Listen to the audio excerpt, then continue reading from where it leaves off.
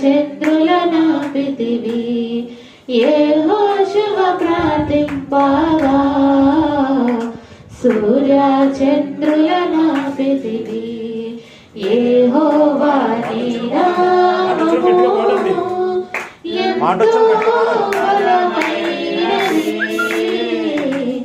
ఎంతో బలమైనది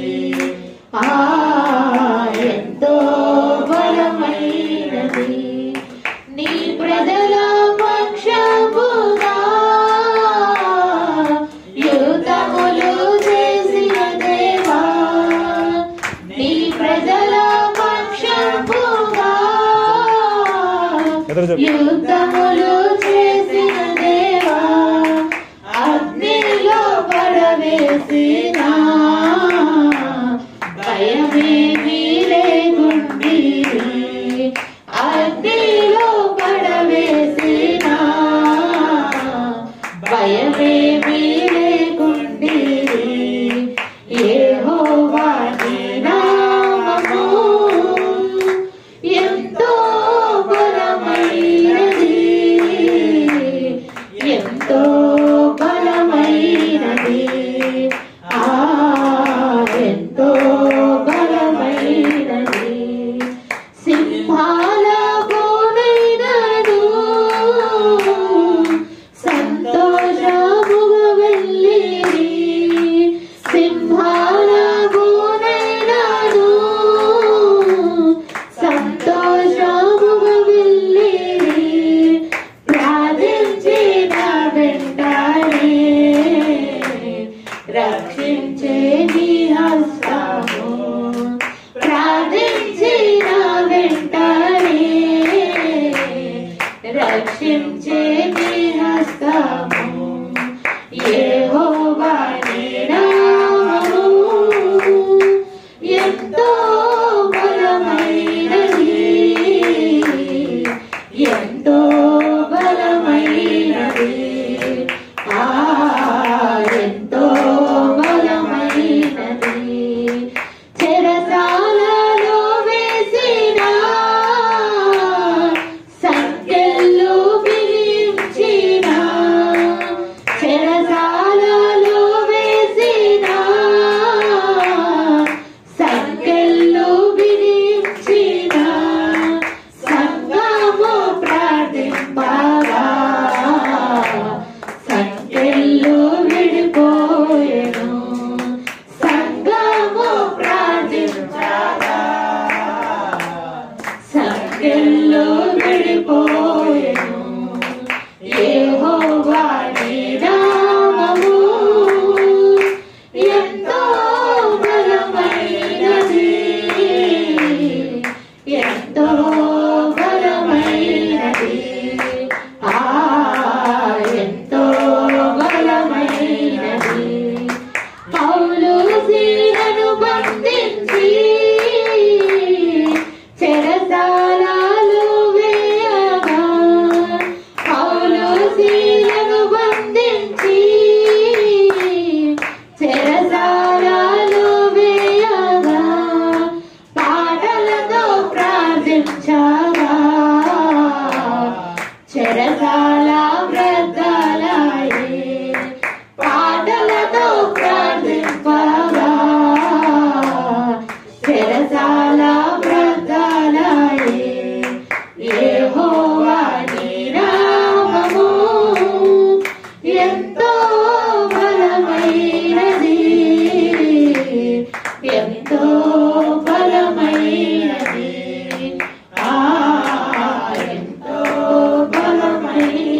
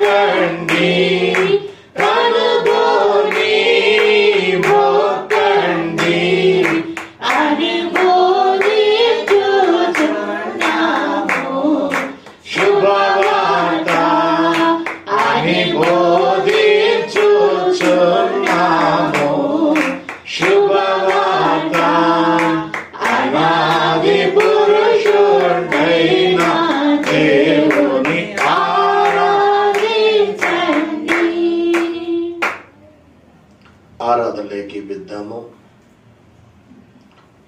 అనాది నుంచుండగా దేవుడు, ఒక్కడై ఉన్న దేవుడు, అనంత దేవుడు, మనోహరమైన ఈ దినమున తను ఆరాధించవలసిన ఈ మహోన్నతమైన దినమున, పునరుద్ధాన దినము, మనల్ని ఆశీర్వదించడానికి పరలోకములో నుండి మన మధ్యలోనికి, నా నామములో ఎక్కడిద్దరు లేక ముగ్గురు కూడి వద్దురో వారి మధ్యలో నేను వందు అనుకుని మన మధ్యలోకి వచ్చిన దేవదేవుణ్ణి మనం స్తుతించుకుందాము. మన మధ్యలోనికి ఎవరైనా ఒక కొత్త వారు వస్తే, ఒక గొప్పవారు వస్తే ఎంత గౌరవంగా పలకరిస్తాము. మన మధ్యలో వచ్చిన ప్రభుని మన తలలో వంచుకొని చేతులు జోడించుకొని, దేవాని కొందనాలు ప్రభా, మా స్థలానికి వచ్చిన దేవాని కొందనమ్మలు, నీ పరిశుద్ధ ఆలయంలో నన్ను నడిపించుకున్నందుకు స్తోత్రములు ప్రభు అని ప్రభుని ధ్యానం చేసుకునొచ్చు. ఘనమైన దేవుడు, బలమైన దేవుడు, మనతో ఉంటున్న దేవుడు, మనల్ని నడిపిస్తున్న దేవుడు, అలాంటి దేవుడిని మనము కనపరుచుకొని ఇశ్రాయేలు ప్రజలతో 40 సంవత్సరములు నడుచుకుంటూ వెళ్ళినట్లుగా మన జీవిత కాలం అంతా కూడా మనతో కూడా ఉండేటట్లు, తండ్రి నీ తోడని లేకపోతే, తండ్రి నీ ప్రేమ లేకపోతే నేను జీవించలేను. ఇదిగో ప్రభు, ఈ ఆరాధనలో నాయన ఆత్మతో సత్యముతో ఆరాధించమన్నావు కదా, అట్టి ఆత్మతో నింపబడి నాయన సత్యం అనే నీ వాక్యం చేత పట్టుకొని ప్రభు, వాగ్దానాలతో ప్రభానతో నిన్ను స్తుతించడానికి, నిన్ను కనపరచడానికి నాకు మంచి అవకాశం దయచేసి దీవించి మేము పొందమని, నీ కృపలో వర్ధిలపచ్చేయమని, నీ నామమునే మాకు ఘనతగా తీసుకొచ్చుకున్నాను. మా అందరి వల్ల నీకు ఘనత నుందునుగా కన్నారు. అట్టి గనుడిగా నిన్ను ప్రభా తండ్రి కీర్తించరాగన, నన్ను మమ్మల్ని ఆశీర్వదించి కార్యం జరిగించుకుని మహిమ మీరు పొందమని,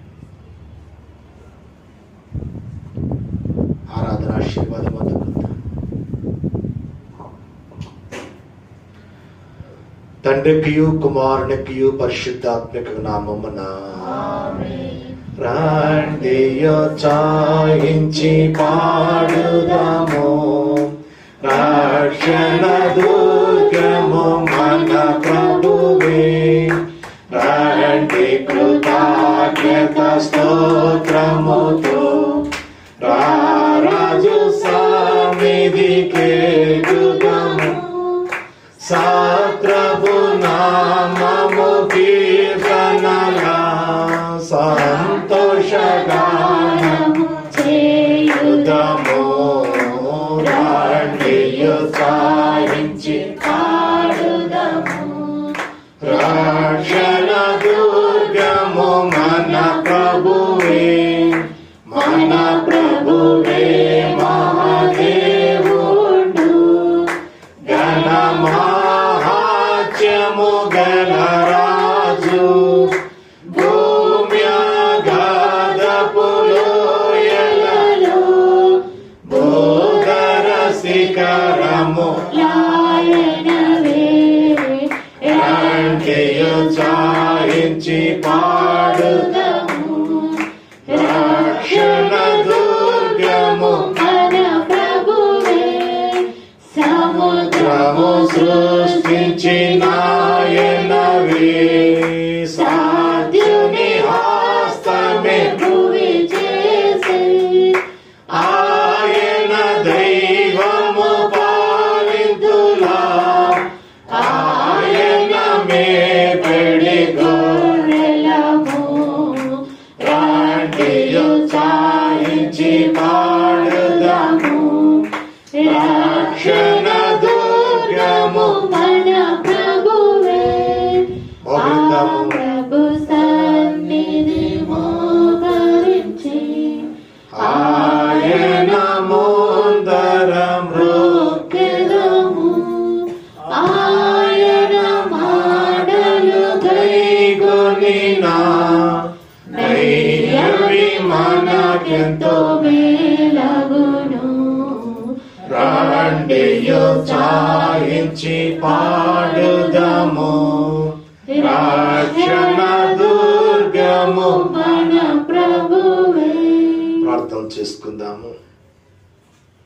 ఓ దేవా, తండ్రిగాను కుమారుడుగాను పరిశుద్ధాత్మగాను ప్రత్యక్షమైన తండ్రి, నీ ప్రత్యక్షత మీద స్తోత్రములు. ఇప్పుడు నిన్ను ఆరాధించు కృపా సమయము దయచేసినందుకు వందనములు. దూతలో పరలోక పరిశుద్ధులు నిన్ను స్తుతించుచున్నప్పటికీ మా స్తుతులు కూడా కోరుకున్నచున్న మీకు అనేక స్తుతులు. మీరు కలగజేసిన సమస్త సృష్టిని బట్టి మీకు ఘనత కలుగుచున్నది.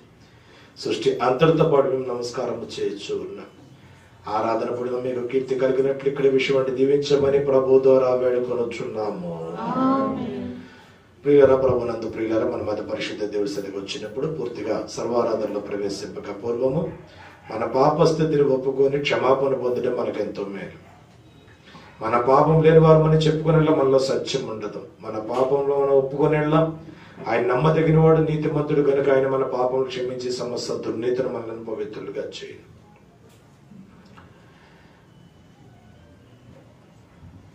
మనం పాపం చేయలేదని చెప్పుకునేలా ఆయన అబద్ధిగా చీవారు మధు, ఆయన వాక్యం మనలో ఉండదు. తన అతిక్రమ పరిహారం పొందినవాడు, తన పాపను ప్రాయశ్చిత్త పొందినవాడు ధన్యుడు.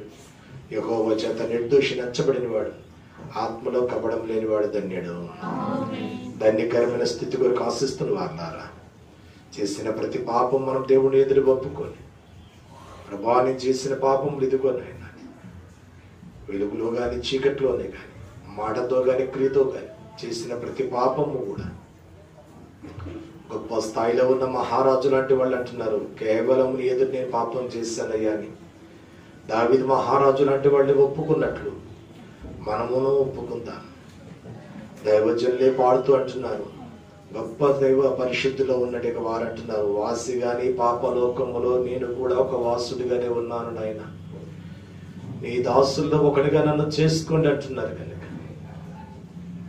ఈ సమయం మనం పాపం ఒప్పుకొని పరిశుద్ధులుగా మనం మార్చబడలేకపోతే పరిశుద్ధుల స్వాస్థ్యం అనే పరలోకంలో మనకు స్థలము దొరకదేమో. వాసిగాని పాపలోకపు వాసుడాను,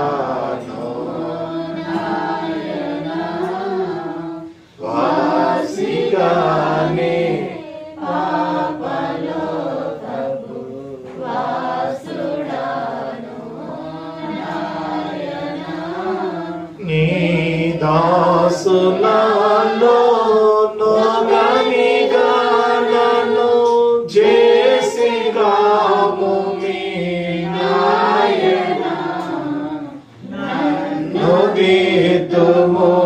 చిన్న ప్రాయం సన్నతుడగు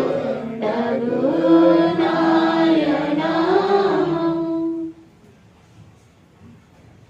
అందరం కలిసి పరిశుద్ధుడైన ఓ దేవా, మేము మా జన్మం బట్టి నైజం బట్టి పాపులమై, తలంపును బట్టి చూపును బట్టి పాపులమై, వినుటను బట్టి మాటను బట్టి పాపులమై, ప్రవర్తన బట్టి క్రియలను బట్టి పాపులమై, నీ కృపను పొందుటకు మేము అయోగ్యం, మమ్మలను క్షమించు నీ కుమారుడు పరిముఖముగా వేడుకొనుచున్నాము.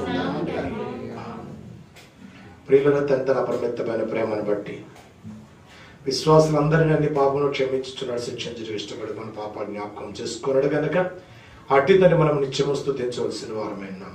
ఓ తండ్రి, నీవు పరిశుద్ధుడు ఎన్నందున పాపులను అసహించుకునవలసి, కానీ అట్లు చేయక చేరదీసి క్షమించున్న కనుక మీకనేక వందనములు.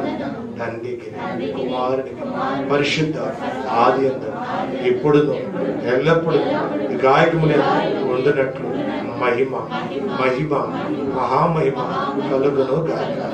ఆమేన్. కూర్చుందాము.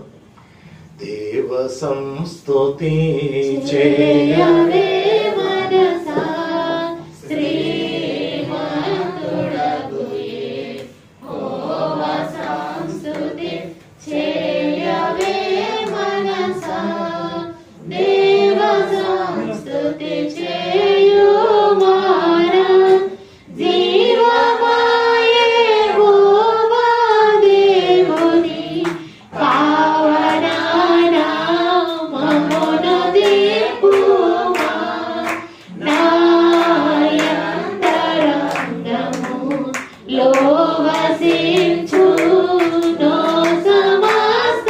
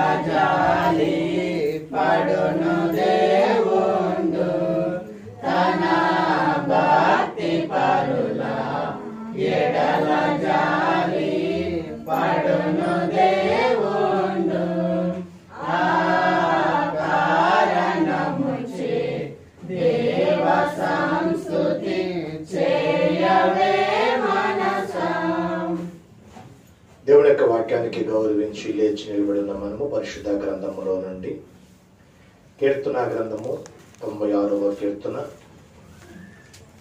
మొదటి 7 వచనములను మనల్ని సృష్టించిన సృష్టికర్త అయిన తండ్రి అయిన దేవుడిని తలంచుకొనొచ్చు. దావీదు కీర్తనలో నుంచి మోషే రాసిన కీర్తన 96వ కీర్తన మొదటి 7 వచనములను జ్ఞాపకం చేసుకుందాము. యెహోవా మీద కొత్త కీర్తన పాడుడి, సర్వభూజనులారా యెహోవా మీద పాడుడి. యెహోవా మీద పాడుడి, ఆయన నామమును స్తుతించుడి. అనుదినము ఆయన రక్షణ సువార్తను ప్రకటించుడి. అన్యజనులలో ఆయన మహిమను ప్రచురించుడి. సమస్త జనములలో ఆయన ఆశ్చర్య కార్యములు ప్రచురించుడి. యెహోవా మహత్యము గలవాడు, ఆయన అధిక స్తోత్రము పొందనగినవాడు. సమస్త దేవతల కంటే ఆయన పూజనీయుడు. జనముల దేవతల అందరూ వట్టి విగ్రహములే. యెహోవా ఆకాశ విశాలమును సృజించినవాడు. ఘనత ప్రభావములు ఆయన సన్నిధిని ఉన్నవి. బల సౌందర్యములు ఆయన పరిశుద్ధ స్థలములో ఉన్నవి. జనముల కుటుంబములారా యెహోవాకు చెల్లించుడి. మహిమ బలములు యెహోవాకు చెల్లించుడి. ఆమేన్. యెహోవా శ్రేష్ఠ జనతనీకు నెంతయు ప్రణుతి మహోన్నతోన్నతియుడగన మహిమ సంస్తుతి. శుభాకరా శుధాకరా విశుద్ధవందనం. మత్తయి సువార్త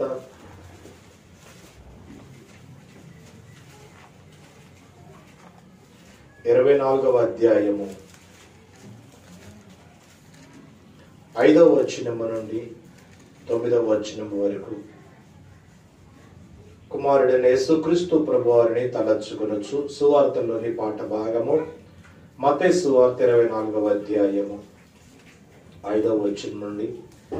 అనేకులు నా పేరిట వచ్చి నేనే క్రీస్తునని చెప్పి పలువురిని మోసపరచుదురు. మరియు మీరు యుద్ధములను గురించి యుద్ధ సమాచారాల గురించి వినబోదురు. మీరు కలవరపడకుండా చూచుకోండి. ఇవి జరగవలసి ఉన్నవి గాని అంతము వెంటనే రాదు. జనం మీదికి జనమును, రాజ్యం మీదికి రాజ్యమును లేచును. అక్కడక్కడ కరువులను భూకంపములను కలుగును. ఇవన్నీ వేదనలకు ప్రారంభం. అప్పుడు జనులు మిమ్మల్ని శ్రమల పాలు చేసి చంపెదరు. మీరు నా నామ నిమిత్తము సకల జనముల చేత దేశింపబడుదురు. విమోచక పితాత్మజుండ విజయమంగళం సమస్త సృష్టి సాధనంబు శ్రవ్యమంగళం. శుభాకరా శుధాకరా విశుద్ధవందనం. తిమోతి రాసిన మొదటి పత్రిక 6వ అధ్యాయము 15-16 వచనములను ఆత్మ తండ్రిని తలంచుకొనొచ్చు. పత్రికలోని పాట భాగము. తిమోతికి రాసిన మొదటి పత్రిక 6వ అధ్యాయము 15వ వచనం నుండి 16వ వచనము వరకు. శ్రీమంతుడును అద్వితీయుడగు సర్వాధిపతి యుక్త కాలముల యందు ఆ ప్రత్యక్షతను కనుపరచును. ఆ సర్వాధిపతి రాజులకు రాజును ప్రభువులకు ప్రభువునై ఉన్నాడు. సమీపింపరాని తేజస్సులో ఆయన మాత్రమే వసించుచు అమరత్వము గలవాడై ఉన్నాడు. మనుషుల్లో ఎవడను ఆయనను చూడలేదు, చూడను, ఎవడను చూడనేరడు. ఆయనకు ఘనతయు శాశ్వతమైన ప్రభావమును కలిగి ఉండును గాక.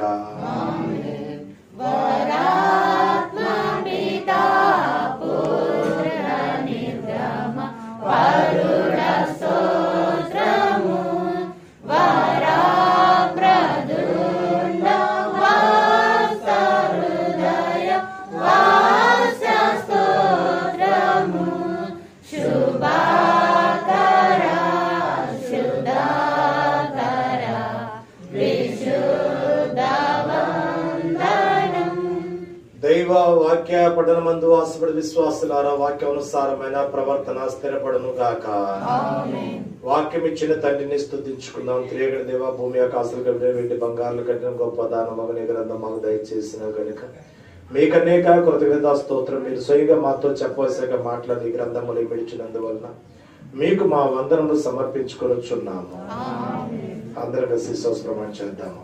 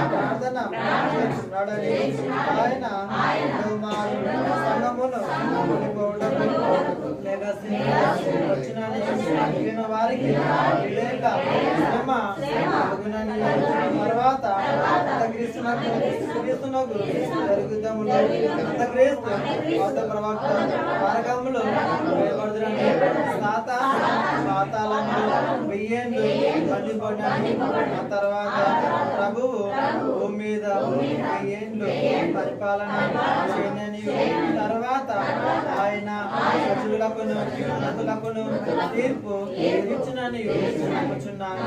క్రీస్తు ప్రభు ప్రాంతాలంలో సాతాను విడిపింపగా అతడు మీదకొచ్చి గోగు మా గోగు పేరు గల సైన్యములను ఏర్పరచుకొని అతడు దేవునితో చేసి పడుకోనని క్రీస్తు అతనిని నరకములు నడవేనని నమ్ముచున్నాను. తర్వాత ఆయన అందరికీ తీర్పు విధించినని విశ్వాసులను నరకంలోనికి పంపేనని నమ్ముచున్నాను. తుదకు భూమి మీద నుండి భక్తులందరూ ఏక సంఘముగా వలన భూమి పరలోకములో ఒక భాగమగునని క్రీస్తు ప్రభు పరలోకములో భూలోకములో ఉండునని నమ్ముచున్నాను. నేను పరిశుద్ధాత్మను నమ్ముచున్నాను. ఈయన తండ్రితోనూ కుమారునితోనూ ఏకదేవుడుగానే ఉండి చేయుచున్నాడని ఈయన ఆవేశం వలన దేవ గ్రంథం ఖాతాలోనికి వచ్చిందని ఈయన బట్టి ఆ గ్రంథము అర్థమగునని తండ్రి ఉద్దేశించిన రక్షణ అనగా కుమారుడు అమూలమైన రక్తం వలన గడిచిపెట్టిన రక్షణ శుద్ధాత్మ విశ్వాసకి అందించడాన్ని నమ్ముచున్నాను. తండ్రి వాళ్ళతో పాటు ఈయన కూడా సమానముగా ఆరాధన అంతడాగు దేవుడని నమ్ముచున్నాను. పరిశుద్ధుల సహవాసమును వృద్ధానమును నిత్య జీవము గలవని నమ్ముచున్నాను. కూర్చుందాము. పాఠ పుస్తకంలో నుండి 73వ పాట పాడకుండా చేసి కొనరాదు పాపార్థము, చేసి కొనరాదు దేవుని నపార్థము, చేసి కొనరాదు పరిశుద్ధు నపార్థము, చేసి కొనరాదు పరమ దేవుడే ప్రేమం, పరమ న్యాయ సంధానం, గురుతర శక్తి విధానం, నిరుపమాన సుజ్ఞానం, వరగుణ ధీరోదాయి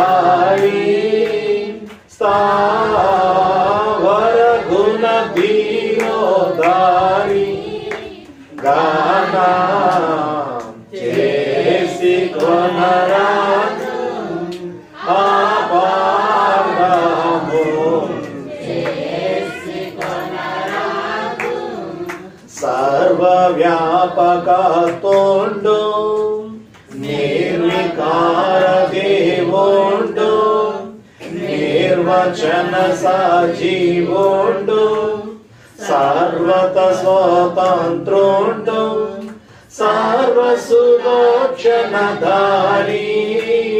స్త్రీ సర్వసులోక్షణధారి గాన చేసి కొనరాదు ఆపాదము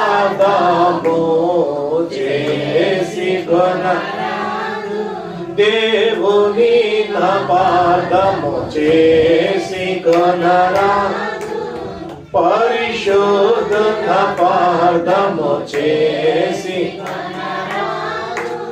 నిత్యమౌ మహాచంబు అత్యధిక ప్రభావంబు ప్రత్యక్ష పరాక్రమంబు సత్యమైన తేజంబు నిత్య సులోక్షణధారి నిత్య సులోక్షణధారి గానా చేసి కొనరాదు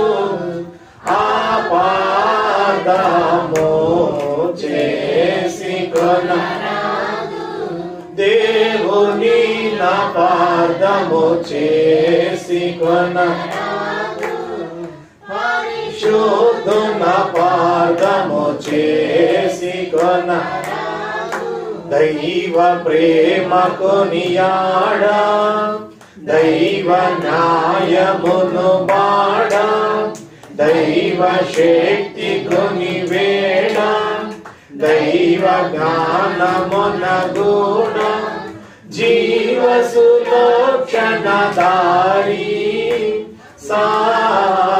జీవ సులోక్షణధారి గానా చేసి కొనరాదు ఆపాదము చేసి కొనరాదు దేవుని నా పాదము చేసి కొనరాదు పరిశోధన పాదము చేసి కొనరాదు కష్టము వచ్చిన గాని నష్టము వచ్చిన గాని ఇష్టము లేకపోని ప్రస్తుడవైనను గాని శాస్త్రనుట మేలా నీ దృష్టికి ఇదియే వీలాగానా చేసి కొనరాదు ఆపాదము దేవుని నా పాదము చేసి కొనరాదు పరిశోధన పాదము చేసి కొనరాదు ఈ బంధులు రోగములు బందివని శ్రమలు అబ్బో భూకంపములు మబ్బు వంటి దురితములు తాబీబు చేసిన గాని తప్పు తలంచుట హాని గానా చేసి కొనరాదు ఆపాదము చేసి కొనరాదు దేవుని నా పాదము చేసి కొనరాదు పరిశోధన పాదము చేసి కొనరాదు ఆకాశంబులన్నీ లోకానందములన్నీ నీకై ఇచ్చినవన్నీ ప్రకాటముగా పోదన్ని నాకేమి ఈడెనటంచు నీకేకలు మాని తలంచు గానా చేసి కొనరాదు దేవుని అపార్థము చేసుకొన పరిశుద్ధున అపార్థము.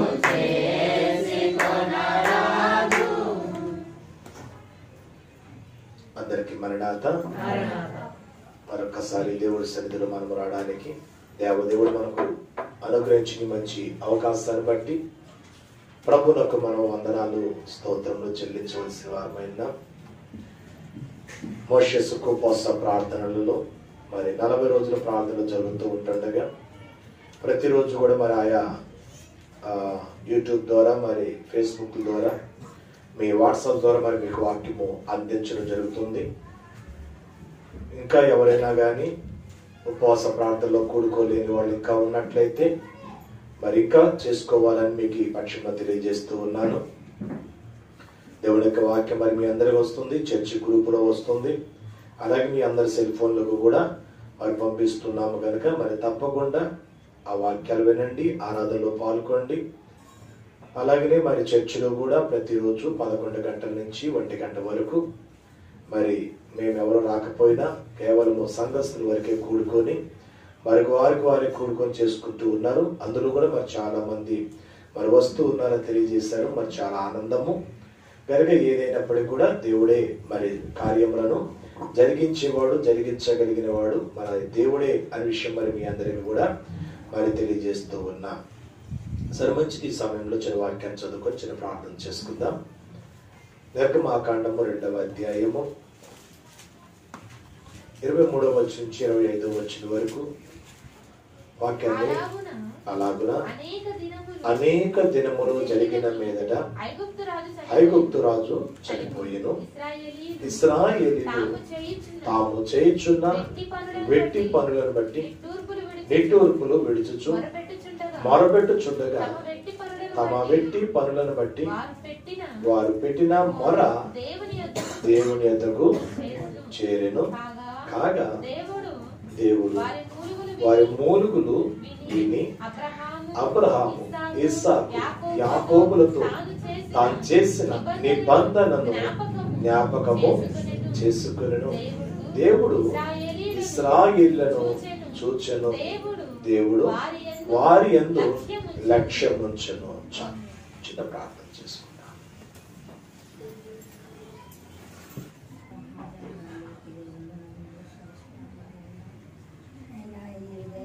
సమయంలో ప్రభా మమ్మల్ని మా సంఘాన్ని జీవించి ప్రభా నైనా జీవించిన యొక్క మందిరంలో తండ్రి మరియు మందిరం కూడుకొని నా తండ్రి దినంలో నేను శుద్ధిస్తున్నామంటే నా తండ్రి నైనా నీవిచ్చిన యొక్క గొప్ప ఆత్మ ఎంతో ధన్యులం కాబట్టి నా తండ్రి అయా నిన్ను శుద్ధించి ధ్యానించనిక ప్రభా చీలి వచ్చిన బిడ్డని ప్రతి ఒక్కరిని ఆశీర్వదించు, దీవించు ప్రభా.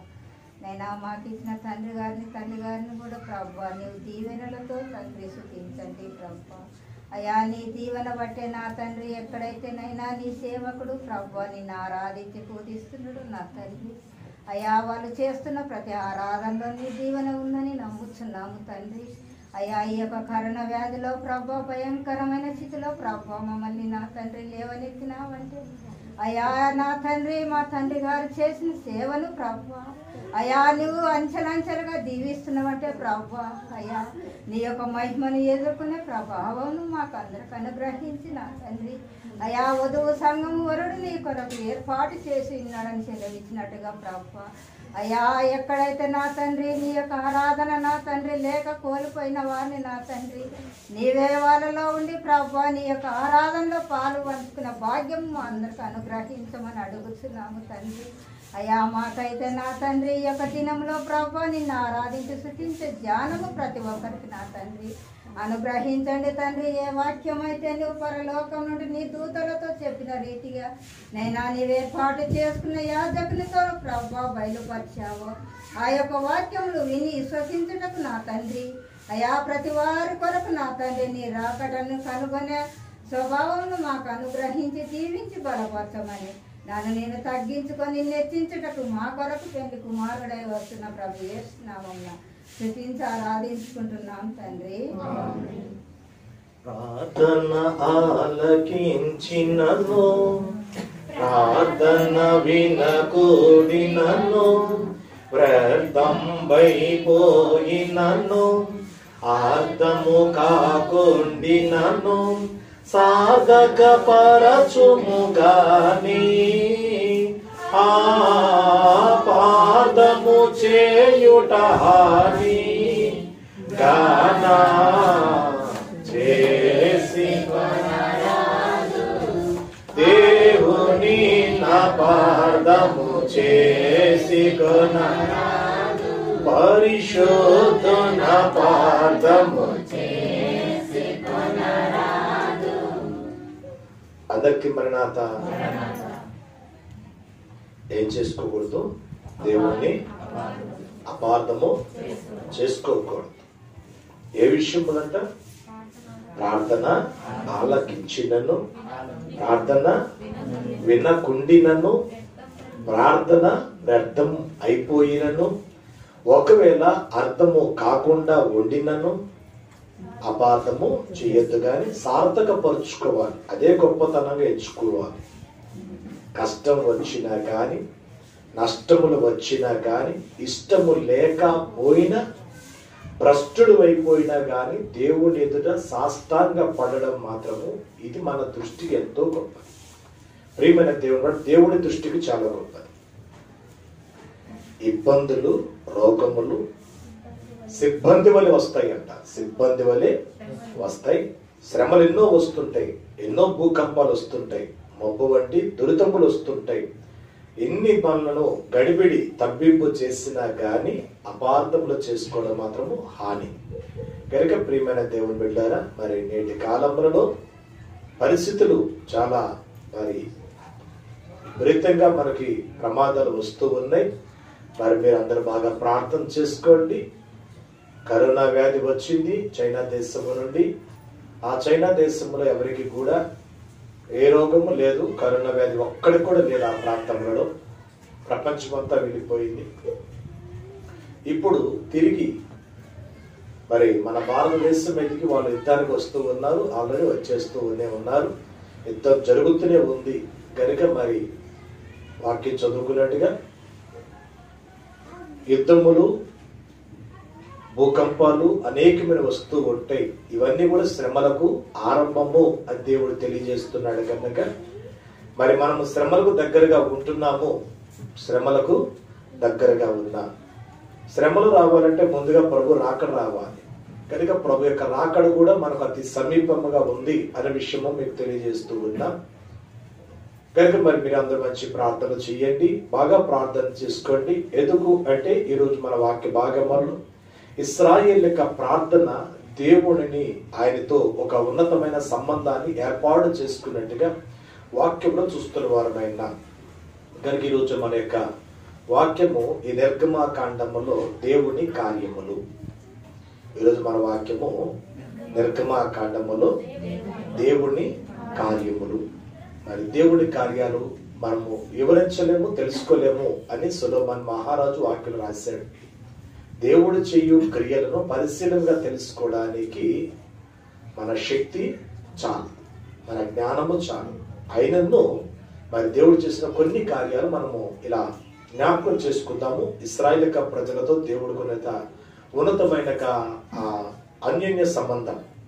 ప్రియమైన దేవుని బిడ్డలారా, వాక్య జ్ఞాపకం చేసుకుంటున్నప్పుడు ఇశ్రాయేలు యొక్క ప్రజలకును దేవుడికి ఉన్న సంబంధం, వారు చేసే ప్రార్థనకు దేవుడికి ఉన్న సంబంధం, ఇశ్రాయేలు ప్రజలకు దేవుడికి ఉన్న సంబంధము, ప్రజలైన వారితో దేవుడికి ఉన్న సంబంధము, అలాగే వారు చేసే ప్రార్థన బట్టి దేవుడికి ఉన్న సంబంధం.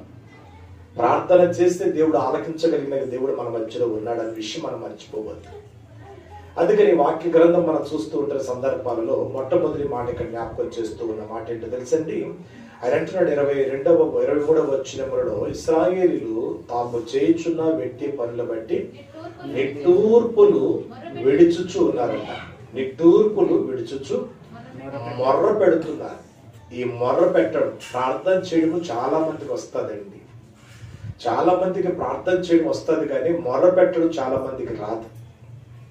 ఆ మొర్ర పెడితే అసలు ఎంతసేపు నీ కన్నీళ్లు ఎంతసేపు కారుతాయో, ఎంతసేపు నువ్వు ఏడుస్తావో, ఎంతసేపు దేవుడితో ప్రార్థన చేస్తావు మనకి తెలియదు.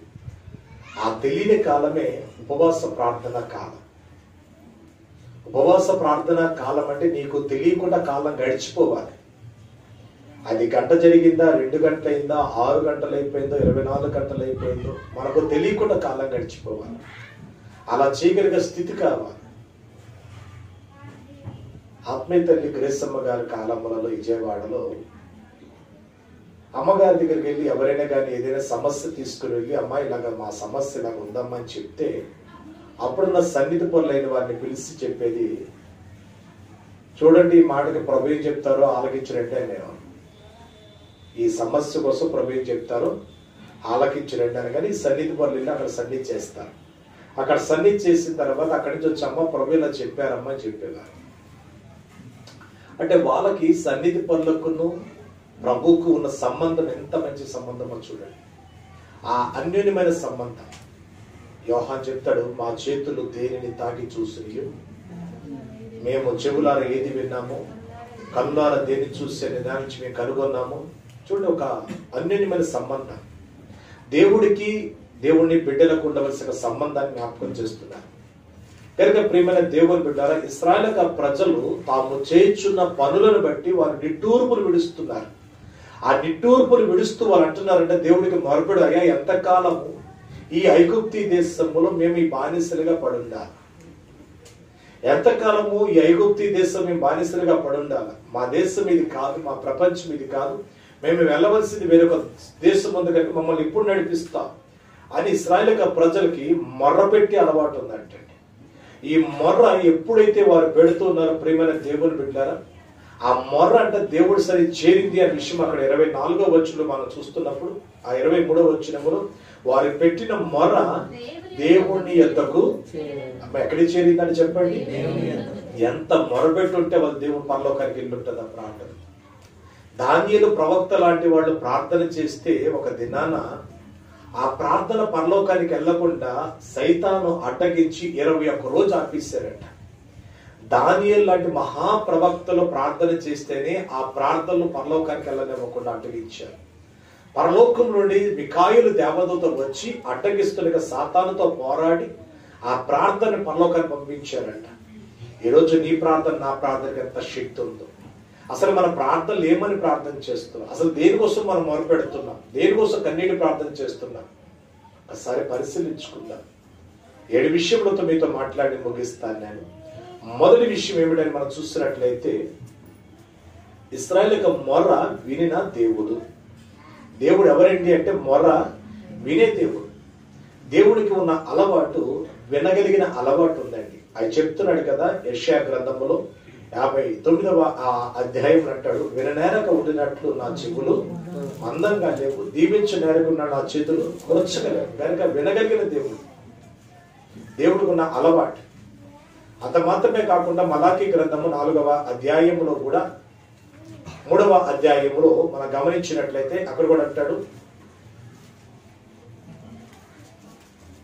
16వ వచనంలో, అప్పుడు యెహోవా యందు భయభక్తులు కలిగిన వారు, యెహోవా యందు భయభక్తులు కలిగిన వారు ఒకరితో ఒకరు మాట్లాడుకొని చుండగా యెహోవా చెవియెక్కి ఆలకించు.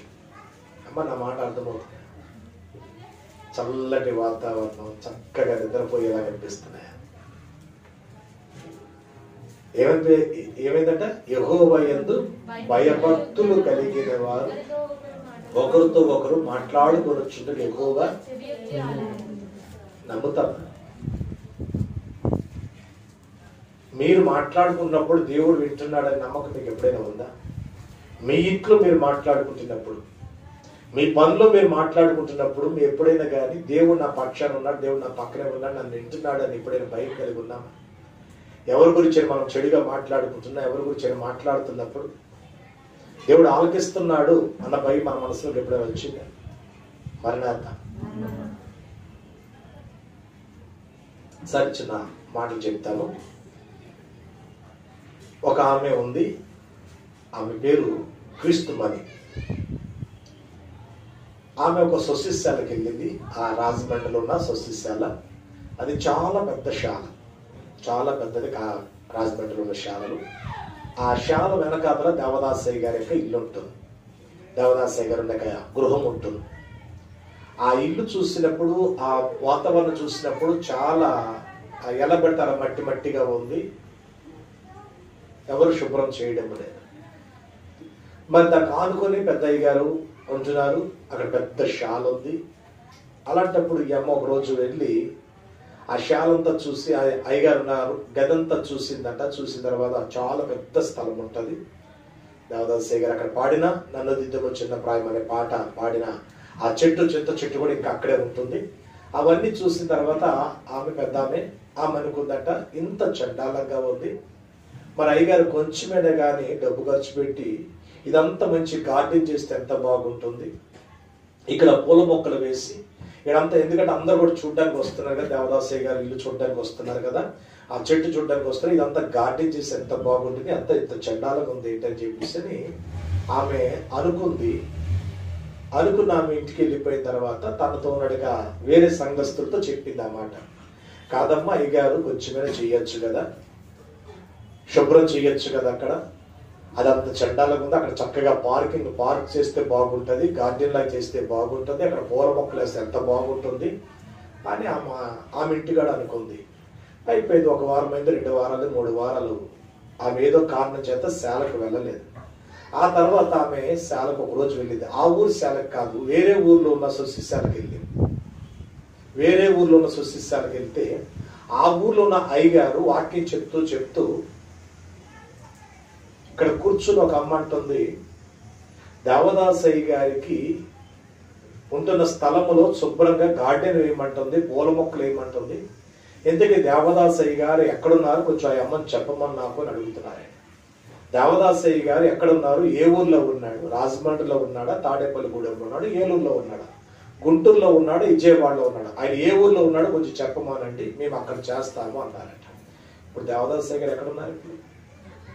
బైబిల్ మిషన్ ఉన్న ప్రతి స్థలంలో ఉన్నాడు కనుక ఆమె అనుకుంటుంది దేవదాసయ్య గారు అక్కడే ఉన్నారు. కానీ అయ్యగారు ఎక్కడున్నారు? ఇప్పుడు ఆమె స్వయంగా నాకు చెప్పిన మాట, అయ్యా నేను నా ఇంట్లో అనుకున్న మాటలు అక్కడ అయ్యగారికి తెలిసి. ఎలా తెలిసి మాట్లాడలేదు? యెహోవా యందు భయభక్తులు కలిగిన వారు ఒకరితో ఒకరు మాట్లాడుకొని చుండగా యెహోవా చెవియకి ఆలకిస్తాడు. అంత మాత్రమే కాకుండా సొలొమోను రాజు సామెతల గ్రంథంలో అంటాడు, రాజులతో గృహంలో సైతము బల్లి ఉంటుంది, అది నీకు కబురు మోసుకెళ్తుంది, జాగ్రత్త అని అడిగారు. నీ ఇంట్లో జరుగుతున్న విషయములు నీకు ఎవరు తెలియట్లేదు కదా, ఎవరు చూడట్లేదు కదా అని అనుకుంటున్నాం. మనం ఎక్కడెక్కడికి వెళ్ళి ఎక్కడెక్కడ చేసే తప్పులు ఎవరు చూడట్లేదు కదా అనుకుంటున్నా. కానీ దేవుడి గట్ట ఆ పక్షులు, ఆ జంతువులు అన్నీ కూడా వెళ్ళి దేవుడికి ఏం చేస్తాయంటే మన గురించి చెప్పగలుగుతాయి. అందుకే మనకు నిత్యం ఏం కావాలి? ఒక భయము భక్తి కావాలి. ఇశ్రాయేలు ప్రజలైన వారి గురించి ఇక్కడ మాట్లాడుతూ అంటున్నాడు, వారు నాకు మొర్ర పెట్టారు, ఆ మొర్ర నేను ఆలకించాను అనే మాట దేవుడు అక్కడ తెలియజేస్తున్నాడండి. కనుక ప్రియమైన దేవుని బిడ్డ, దేవుడికి ఏ అలవాటు ఉందంటే ప్రార్థన ఆలకించే అలవాటు ఉంది. మరి చెప్తారు ఏ అలవాటు దేవుడికి? ప్రార్థన ఆలకించే అలవాటు ఉంది. అందుకని దేవుడు తగిన కాలం ముందు న్యాయం చేసే దేవుడు. చూడండి, న్యాయాధిపతుల గ్రంథము 2వ అధ్యాయంలో 18వ వచనములో కూడా ఒక మంచి మాట మనకు కనబడుతుంది. దేవుడు ఆ ప్రార్థన వినగలిగిన దేవుడు అని. ఎందుకంటే చాలా మంది ప్రార్థన మనకు నెరవేరుక రాకపోయినప్పుడు అపార్థాలు చేసుకునే అలవాట్లు ఉంటాయి కనుక అలాంటి వారి గురించి వాక్యం ఇలా తెలియజేస్తుంది. అవండి, తమ శత్రువులు తమను బాధింపగా వారు విడిచిన నిట్టూర్పులు యెహోవా విని సంతాపించి వారి కొరకు న్యాయాధిపతులను పుట్టించి ఆయా న్యాయాధిపతులకు తోడై ఉండి వారి దినములన్నిటిను వారి శత్రువులు చేతుల్లో నుండి ఇశ్రాయేలును రక్షించారు. ప్రియమైన దేవుని బిడ్డలారా, ఇంకా అక్కడ మా తర్వాత వచ్చిన కూడా చదివితే ఒక్కొక్క న్యాయాధిపతి చనిపోగా చాలండి. ఒక్కొక్క దేవుడు ఆ సందర్భాన్ని బట్టి, మరి ఈ వారం రోజులు ఈ మోషే సుఖోపవాసాలు నడుస్తున్నాయి. పాస్టర్లుగా మేము లేము, సంఘంలో మేము లేము, కానీ ఆరాధన జరుగుతుంది. దేవుడు అంటే ఒక న్యాయాధిపతి అనేక సేవకులను ఎవరో ఒకరిని ఏర్పాటు చేస్తాడంట. ఎవరి కొరకు? సంఘము కొరకు. కనుక ప్రియమైన దేవుని బిడ్డ జ్ఞాపకం చేసుకుంటే, ఇశ్రాయేలు అయిన వారికి శత్రువులు వచ్చినప్పుడు వారు ఏం చేస్తున్నారంటే ప్రార్థన చేస్తున్నారంట. వారికి ఉన్న అలవాటు ఏమిటంటే ప్రార్థన చేసే అలవాటు. వాళ్ళందరూ ఏం పని చేసేవాడు? ఇశ్రాయేలు అంటే ఇటుక రాయిలు తయారు చేసేవారంట. మట్టి రాయిలు తయారు చేసుకుంటారు. మట్టిని కాళ్ళతో తొక్కుకుంటూ, ప్రియమైన దేవుని బిడ్డలారా, వాక్యం మనం జ్ఞాపకం చేసుకున్నాము. 23వ వచనం మనం చూసినట్లయితే నిర్గమాకాండములో వారి వెట్టి పనులు, ఎంత భయంకరమైన వెట్టి పనులు చేపిస్తున్నారు ఇశ్రాయేలును ఐగుప్తీయులు అని చూసినట్లయితే, గర్భముతో స్త్రీ కూడా, ఆ గర్భము 9 నెలలు నిండిపోయిన స్త్రీ కూడా వచ్చి మట్టి పిసుకుతూనే ఉండాలి. ఆ మట్టి కాళ్ళతో తొక్కుతూనే ఉండాలి. ఆమె ప్రసవ సమయం వస్తే, నొప్పులు వస్తే పక్కకి వెళ్ళాలి, పిల్లవాడిని కనాలి. ఒకవేళ ఆడపిల్ల మగ పిల్లవాడి కంటే మాత్రం అప్పటికప్పుడే చెప్పేయాలి. ఆడపిల్ల కంటే మాత్రం వదిలిపెట్టాల. మళ్ళీ ఆ ప్రసవించిన కొద్ది సమయానికి వచ్చి మళ్ళీ ఈమె మట్టి పనుల్లో పాల్గొవాలి. ఆ విధముగా వెట్టి చాకరీ వారితో చేయించారు. అంత వెట్టి చాకరీ వారు శ్రేయించిన సమయములలో వీళ్ళకి ఏం చేత వచ్చిందని ప్రార్థన చేయడము వచ్చింది. ఈరోజు మనలో చాలా మందికి శ్రమలు లేవు, కష్టం లేదు. అందుకని దేనికి దూరంగా ఉంటామంటే ప్రార్థనకు దూరంగా ఉంటాం. చర్చి దగ్గరగా ఉన్నా కానీ ప్రార్థనకు రాలేదు. మందిరం సమీపముగా ప్రార్థనకు రాలేదు. ఆరాధనకు రావాల్సిన మనం ఆరాధనకు రాకుండా కాలయాపన చేసేస్తూ ఉంటాం. ఒకవేళ మందిరము లేని కాలం ఇది, మందిరాలు లేవు, మరి అలాంటప్పుడు నీ ఇంట్లో ప్రార్థన చేస్తున్నావా? నీకు ఆ మనసు ఉన్నట్లయితే తప్పకుండా ప్రార్థన, ఎందుకంటే ఆ ప్రాంతంలో దేవుడు అక్కడ ఉంటాడనే విషయం ఆలోచించి ప్రియమైన దేవుని బిడ్డారా, కనుక దేవుడికి ఉన్న అలవాటు ప్రార్థన వినే అలవాటు ఉంది. రెండవ విషయం మనం చెప్పుకుందాము. 3వ అధ్యాయములో 8వ వచనం మనం చూస్తూ ఉన్నప్పుడు, 3వ అధ్యాయం నిర్గమాకాండము, కాబట్టి ఐగుప్తీయుల చేతిలో నుండి వారిని విడిపించడానికి ఆ దేశములో నుండి, చాలా జాగ్రత్తగా ఆలకించండి. దేవుడు అక్కడ జ్ఞాపకం చేస్తున్న మాట ఏంటో తెలుసండి. తన ప్రజలైన వారు వెట్టి చాకరీ అనుభవిస్తున్నారు కనుక వారు పెట్టిన మొర నేను విన్నాను కనుక ఆ మొర విన్న దేవుడు మోషే గారితో ఇలా మాట్లాడుతున్నాడండి. ఐగుప్తీయుల చేతులను వారిని విడిపించుటకును ఆ దేశంలోని విశాలమైన మంచి దేశములకు, అనగా కనానీయులు, చదవట్లేదు ఎవరు, బైబుల్ చదవట్లేదేమో,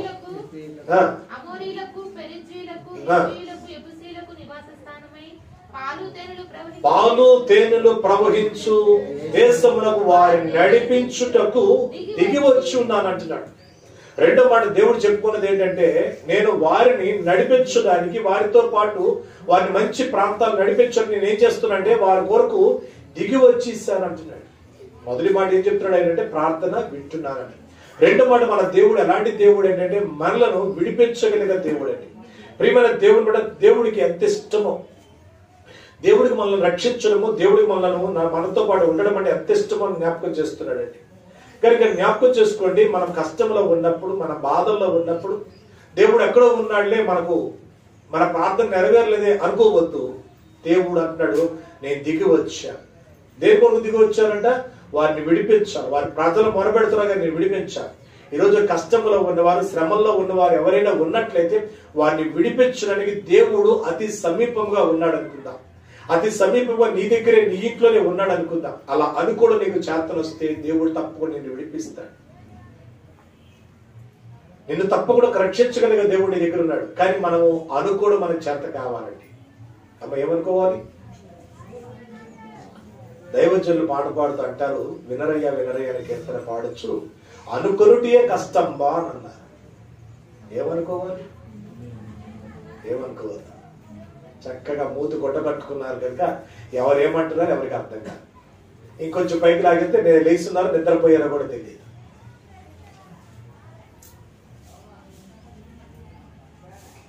ఆ కీర్తన అయ్యగారు చక్కగా పాడుతూ ఏం పాట పాడుకున్నారు అంటే, ఆ 12 సంవత్సరాలు రక్తస్రావం కలిసి బాధపడుతున్నగా ఆ స్త్రీని గుర్తు చేసి, ఆ స్త్రీ అంట అటువైపు యేసుప్రభు వారు వెళ్ళిపోతున్నారు. యేసుప్రభు ఆ ఊర్లోకి వచ్చారు, యేసుప్రభు గ్రామంలోకి వచ్చారు, యేసుప్రభు ఆ ప్రాంతానికి వచ్చాడన్న విషయం అంట. బహుశా ఇప్పుడులాగా మైకులు లేవు, మైకులు పెట్టుకొని బళ్ళు లేవు, కానీ మరి ఆ శబ్దం మాత్రం వినపడుతుందేమో, ప్రజలు కేకలు వేసుకుని వెళుతున్నారేమో. ఈ 12 సంవత్సరాలు బట్టి రక్తస్రావణంతో నడవలేని పరిస్థితుల్లో ఉండి తన దగ్గర ఒక డబ్బంతా ఖర్చు పెట్టి ఉల్లంతో హోనమైపోయి డాక్టర్ల చేత ఎన్నో తిప్పలు పడిన ఆ స్త్రీ తన ఇంట్లో అనుకుంటుందంటే, ఏమనుకుందంటే నేను ఆయన దగ్గరికి వెళ్ళి ఆయన వస్త్రపు చెంగు ముట్టుకుంటే బాగుపడతాను అనుకుందంట. అంతే. ఇప్పుడు దైవజనులు అంటారు ఏమంట, అనుకున్నటియే కష్టమా. ఏమండి, నిన్నటి రోజున మనకి నిన్న కాక మొన్న శుక్రవారం, ఏ శుక్రవారం అది అంటే మొదటి శుక్రవారం. ఎంత వైభవంగా జరిగేది ఆ శుక్రవారం. మరి ఈ రోజు ఏమైపోయింది ఆ మొదటి శుక్రవారం? ఆ రోజున మరి ఎంతమంది ఆ రోజున దృష్టి పెట్టుకునేవారు, ఆ రోజు కోసం కన్నీరు కార్చేవారు, ఆ రోజు ప్రార్థన చేసిన వాడు ఎంతమంది? ఒకవేళ ఆ రోజున చర్చిలో భోజనాలు పెడుతున్నామేమో అనుకొని మాదన భార్య పుట్టాందటి అమ్మాయి అక్కడి నుంచి ఫోన్ చేసి చెప్తుంది, అమ్మగారి వాళ్ళ దగ్గర భోజనాలు పెడతారా, పెడితే మా పేరు మీద పెట్టండి, మా పేరు మీద భోజనాలు ఏర్పాటు చేయండి. చూడండి, డెలివరీ కోసం అంత దూరం వెళ్ళిపోయినా అక్కడున్న ఆయమ్మకి అంత దృష్టి ఉంది. మరి ఇక్కడున్న వాళ్ళు ఎంతమందికి ఆ దృష్టి ఉంది? ఎంతమందికి ఆ ఆలోచన ఉందో? శుక్రవారం కదా, ఇవాళ ఫస్ట్ శుక్రవారం కదా, కనీసం దేవుడి సన్నిధికి వెళ్ళి వాళ్ళ ప్రార్థన చేద్దాం. మనం ఆ వైభవం మనం చూడలేకపోయాం. ఇవాళ ఎంత మందికి భోజనాలు ఉండేవాళ్ళం, ఎంతమందికి భోజనం పెట్టేవాళ్ళం, ఎంతమంది వచ్చేవాళ్ళం మన దగ్గరికి, ఎన్ని ప్రాంతాల నుంచి వచ్చేవారు. సంఘములన్నీ కలుసుకుండే, ఉప్పల సంఘమే కానీ వనస్థలపుర సంఘమే కానీ అన్ని కలుసుకుండే. అలాంటిది ఈ రోజు నా ప్రార్థన లేదు అన్నది ఎంతమంది కన్నీరు కార్చారు. అలా కన్నీరు కారిస్తే దేవుడు తప్పకుండా కరుణ వ్యాధి దూరం చేస్తాడు, మనకు అవకాశం కల్పిస్తాడు. సంఘానికి ఏం చేత కావాలంటే మొర్రపెట్టే అలవాటు కావాలి, ప్రార్థన చేసే అలవాటు కావాలి, దేవుడి మీద నమ్మకం పెట్టుకోవాలి, ఆ మాటలు అనుకుంటే అలవాటు కావాలి. అది ఇక్కడ ఏమని జ్ఞాపకం చేస్తున్నారంటే ఆ మాట అంట, ఆ ఇశ్రాయేలు ప్రజలు దేవుడికి మొర్ర పెట్టినప్పుడు ఆ మొర్ర వినినగా దేవుడు అంట దిగి వచ్చేసానంటున్నాడండి. దేవుడికి ఉన్న అలవాటు ఏంటంటే దిగి వచ్చే అలవాటు ఉందండి. నీ కొరకు నా కొరకు ఆయన దిగి వస్తాడు. అమ్మా చెప్పండి, ఎక్కడ దిగి వస్తాడు? ఎక్కడ దిగి వస్తాడు? ఎక్కడున్నాడు ఆయన? దేవుడు ఎక్కడుంటాడంట?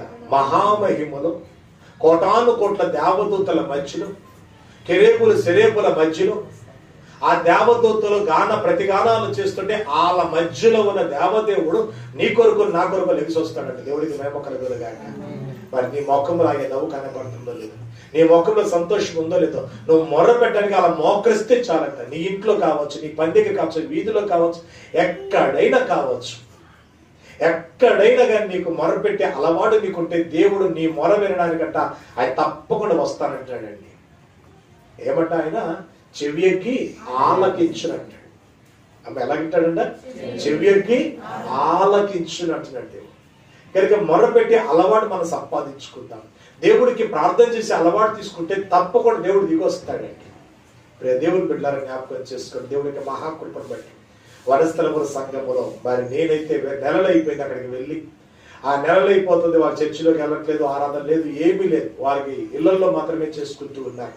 ఆ ఇళ్లలో ప్రార్థన చేసుకునే అలవాటు వారు ప్రతిరోజు సాయంకాలము ఒక్కొక్క ఇంట్లో ముగ్గురు నలుగురు వెళ్ళి చేసుకుంటూ ఉన్నారు. ఆ చేసుకునే అలవాటు కలిగిన వారు మరి వాళ్ళు చాలా మందికి ఇబ్బందులు ఉన్నాయి.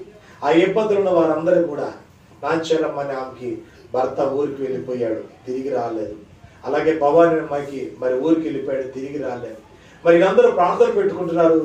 అనుకోకుండా నాంచరమ్మ భర్త తిరిగి వచ్చేసాడు. భవాని తన ఊరికి తీసుకొని వెళ్ళిపోయారు. ప్రార్థన నెరవేర్పొస్తున్నాయి, ప్రార్థన చేసే అలవాటు. ఏమంటే ఈరోజు మరి కూర్చున్న వారు మీరు అందరూ కూడా, అమ్మ వీళ్ళు ఎంతమంది ప్రార్థన చేసేవాళ్ళు ఉన్నారు? ఒకళ్ళే ఇక్కడ చెయ్యి, ఇద్దరు ముగ్గురు, ఇంతమందికి ప్రార్థన చేసే అలవాటు ఉంది. మీకు లేవు అలవాట్లు? గుడ్లేసుకొని చూస్తున్నారు, వీడియో కూడా తీస్తున్నారు. మీకు ప్రార్థన చేసే అలవాట్లు ఉన్నాయా లేవు? మీరు ఎంతమంది ప్రార్థన చేసేవారు? నీ కష్టం వచ్చినా, నీకు ఉద్యోగం పోయింది, ఎంత ప్రార్థన చేస్తున్నావు? ఎంత ఉపవాస ప్రార్థన చేస్తున్నావు? నీకు పని పోతుంది, పనులు లేవు. దైవజనులు ముందుగా చెప్పారు మనకి, పని పాటలకు కరువైనట్టి కాలము వచ్చును, ఈ దినముల్లోనే యేసుక్రీస్తు ప్రభు వస్తారు. మరి ఇప్పుడు నీకు పనిపాట్లు పోయినప్పుడు, పనిపాట్లు కరువు అయిపోయినప్పుడు నీకు ఒక మంచి ఆలోచన, అయితే నీ రాకడకు దగ్గర పడ్డానా? పనిపోయిందని బాధ కాదు కావాల్సింది, అయితే రాకడకు దగ్గర పడ్డానేమో, ప్రభు వచ్చేస్తున్నారేమో, ప్రభు నాతో తీసుకుని వెళ్ళిపోతారేమో, నేను ఎలా సిద్ధపడాలి? కనపడగానే మరణాత మరణాత మరణాత మరణాత. ఆ మరణాత వెనకాతలున్న నీ అనుకునుట, మరణాత వెనకాతలున్న అనుకునుట. ఏమనుకుంటున్నా? మరణాత చెప్పేటప్పుడు ఏమనుకుంటున్నా? ప్రభు వస్తే నేను నన్ను తీసుకుని వెళ్తాడు అని అనుకోగలిగితే నువ్వు గొప్పదాన్ని అవుతా. మూడో విషయం జ్ఞాపకం చేసుకుందాం. మూడో విషయము నిర్గమాకాండ 3వ అధ్యాయము 13వ వచనం చదువుకుందాము.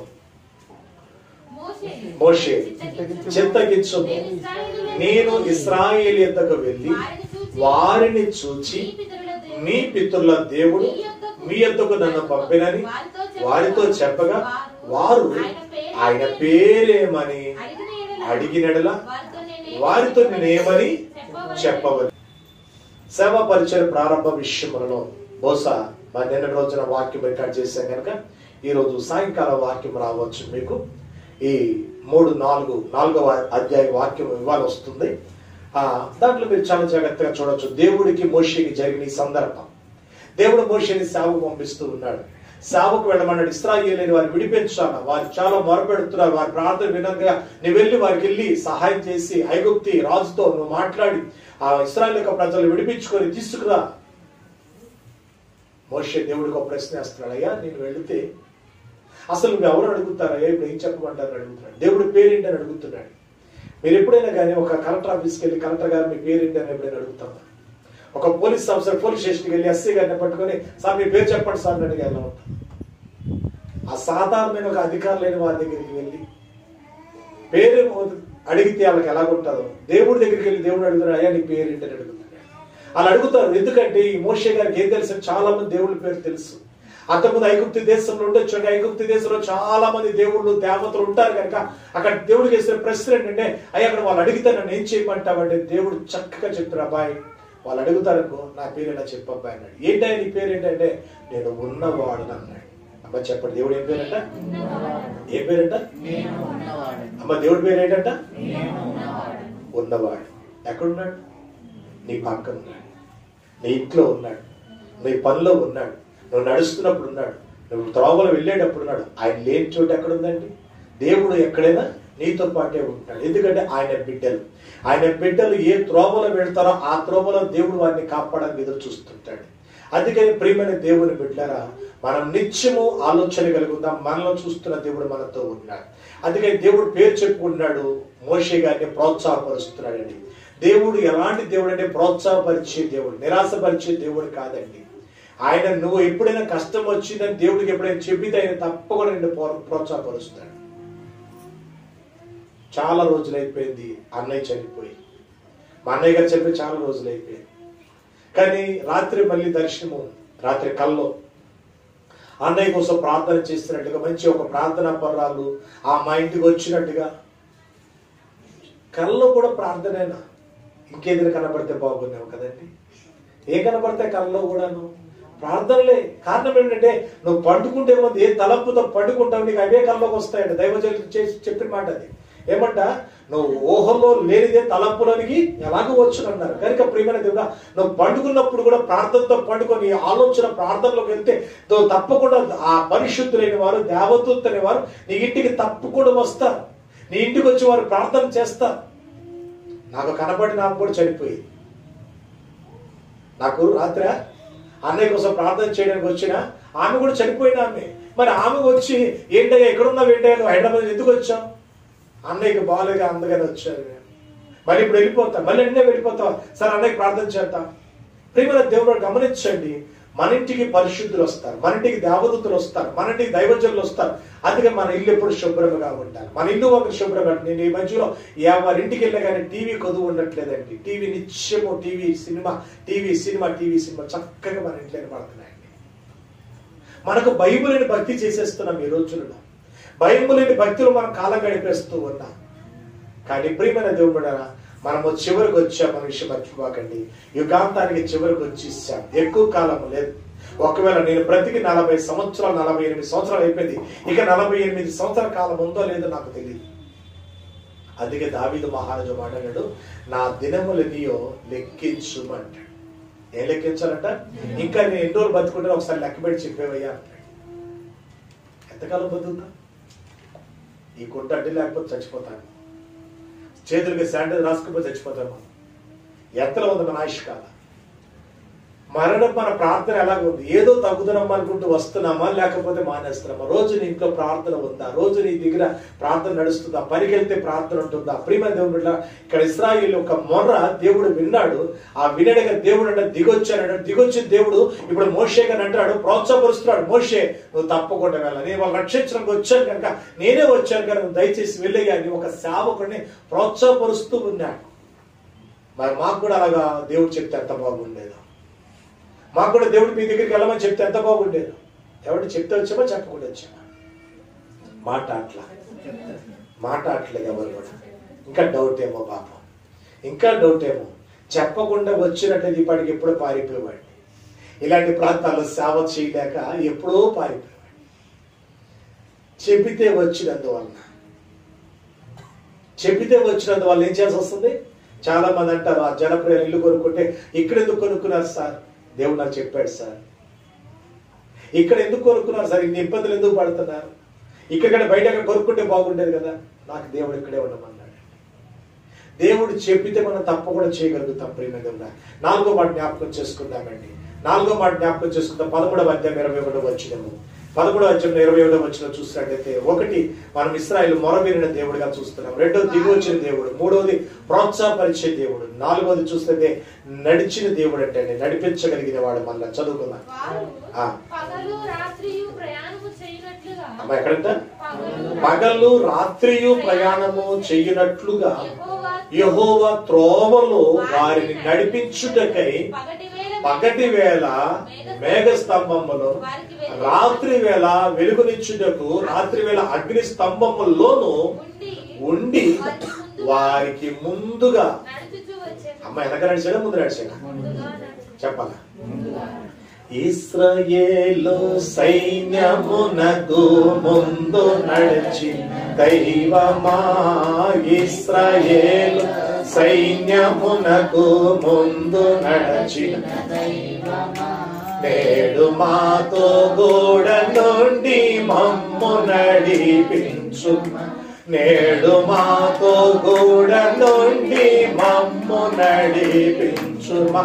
ఇశ్రాయేలు సైన్యమునకు ముందు నడిచి నేడు మాతో గోడ నుండి. చూడండి ప్రేమ దేవుడు ఎక్కడ నడుస్తున్నాడు? ముందుగా నడుస్తున్నాడు. అంటే మనకు ముందుగా నడిచే దేవుడు. అపాయం మనకు ముందుంటే ఆ ముందు ఆయన దాటి వెళుతున్నాడు. నీకంటే ముందు నీ అపాయాన్ని ఆయనే దాటుతున్నాడు. కష్టం నీ దగ్గర ఉన్నట్లయితే దాన్ని ప్రభువే ముందు దాటుకుని వెళుతున్నాడు. నీకంటే ముందు ప్రభువే ముందు నడుస్తున్నాడు. ప్రభువే ముందు నడుస్తున్నాడు. మనం చేపట్టుకుని నడిపిస్తూ ఉన్నాడు. ఎవరికి ప్రభు నడవకపోతే మనగా నడుస్తామేమో. ఒకరు నడిపించుకుంటే దాని గొప్ప కాదండి. దైవజనులు దైవ సేవకులు ఎందుకు ఉంటున్నారని మిమ్మల్ని నడిపించడానికి ఉన్నారు. దేవుడు ఏర్పాటు చేసుకున్నాడు. అలాంటి దైవ సేవకులు లేకుండా సంఘాలు నడిపించడము, సంఘ సేవకులు లేకుండా సంఘ పెద్దలు నడిపించడము, సంఘంలో ఎవరో ఒకరు నడిపించేస్తుంటే అది గొప్పగా ఉండదేమో. అందుకే వాక్యం అంటాడు, గుడ్డివాడికి త్రోవ చూపితే వారిద్దరు వెళ్ళి గుంతలో పడతారు. కన్నులు కలిగిన వాడిని నడిపించాలి. కన్నులు కలిగిన వారు ఏమంటే మన ప్రభువైన యేసుక్రీస్తు. ఆయన నడిపించే దేవుడు. అందుకే నాలుగవది ఏంటయ్యా మనం చూస్తే దేవుడు నడిపించే దేవుడు అంటండి. అమ్మ ఎక్కడ నడిపిస్తాడైనా?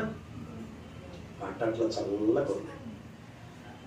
దేవుడు ఎక్కడ నడిపిస్తాడు? ఎక్కడికైనా నడిపిస్తాడు. పాడదామా? నడిపిస్తాడు నా దేవుడు, శ్రమలోనైనా నన్ను విడువడు. నడిపిస్తాడు నా దేవుడు, శ్రమలోనైనా నన్ను విడువడు. తడబడిన అడుగులు పడిన అలసట చేపట్టి వెన్ను తట్టి చక్కని ఆలోచన, చేపట్టి వెన్ను తట్టి చక్కని ఆలోచన. నడిపిస్తాడు నా దేవుడు, శ్రమలోనైనా. ఎలా నడిపిస్తాడంట? చక్కగా వెన్ను తట్టి. ఈరోజు ఒకవేళ మీరు వాక్యం వింటే, అదే సాయంకాలం వచ్చే వాక్యం మీరు వింటే ఆ విధంగా అర్థమవుతుందండి. దేవుడు మోషే గారిని ఎలా నడిపిస్తున్నాడు, ఏ విధంగా నడిపించాడు, చేయబట్టి వెన్ను తట్టి ఎలా నడిపించాడు వాక్యము. ప్రియమైన దేవుని బిడ్డలారా, చాలా జాగ్రత్తగా మనం ఆలోచన చేస్తే ఇశ్రాయేలు ప్రజలైన వారిని నడిపించడానికి దేవుడు అంటే వారితో 40 సంవత్సరాల కాలం అంట. అమ్మ ఎందులో ఇరుక్కుపోయాడంట దేవుడు? అంటే దేంట్లో ఇరుక్కుపోయాడ? పగటి పూట మేఘ స్తంభములోను, రాత్రి కూడా అగ్ని స్తంభములోను ఉండిపోయాడట ఆయన. ఇక ఇశ్రాయేలుకి దేవుడు లేడనే మాట లేదంట. 40 సంవత్సరాలు చల్లని నీళ్ళలో చక్కగా వెళ్ళిపోతున్నారంట. వాళ్ళకి ఎండ తగలడం లేదు. రాత్రి పూట ఏం లేదంటే వెన్నెల దెబ్బ అయినాడు, పగటి కూడా ఎండ దెబ్బ తగలకుండా కాపాడుతున్నాడు. కారణం ఏంటంట? మార్గదర్శి. నడిపించే దేవుడు మనకు తోడుగా ఉన్నప్పుడు అధిక దైవజనులు చక్కగా పాడుతుంటున్నారు కదా, ఎటు చూచినా మార్గములే మోసమో చేయో ఈన శత్రువర్గం ఎటు పోవలయోనో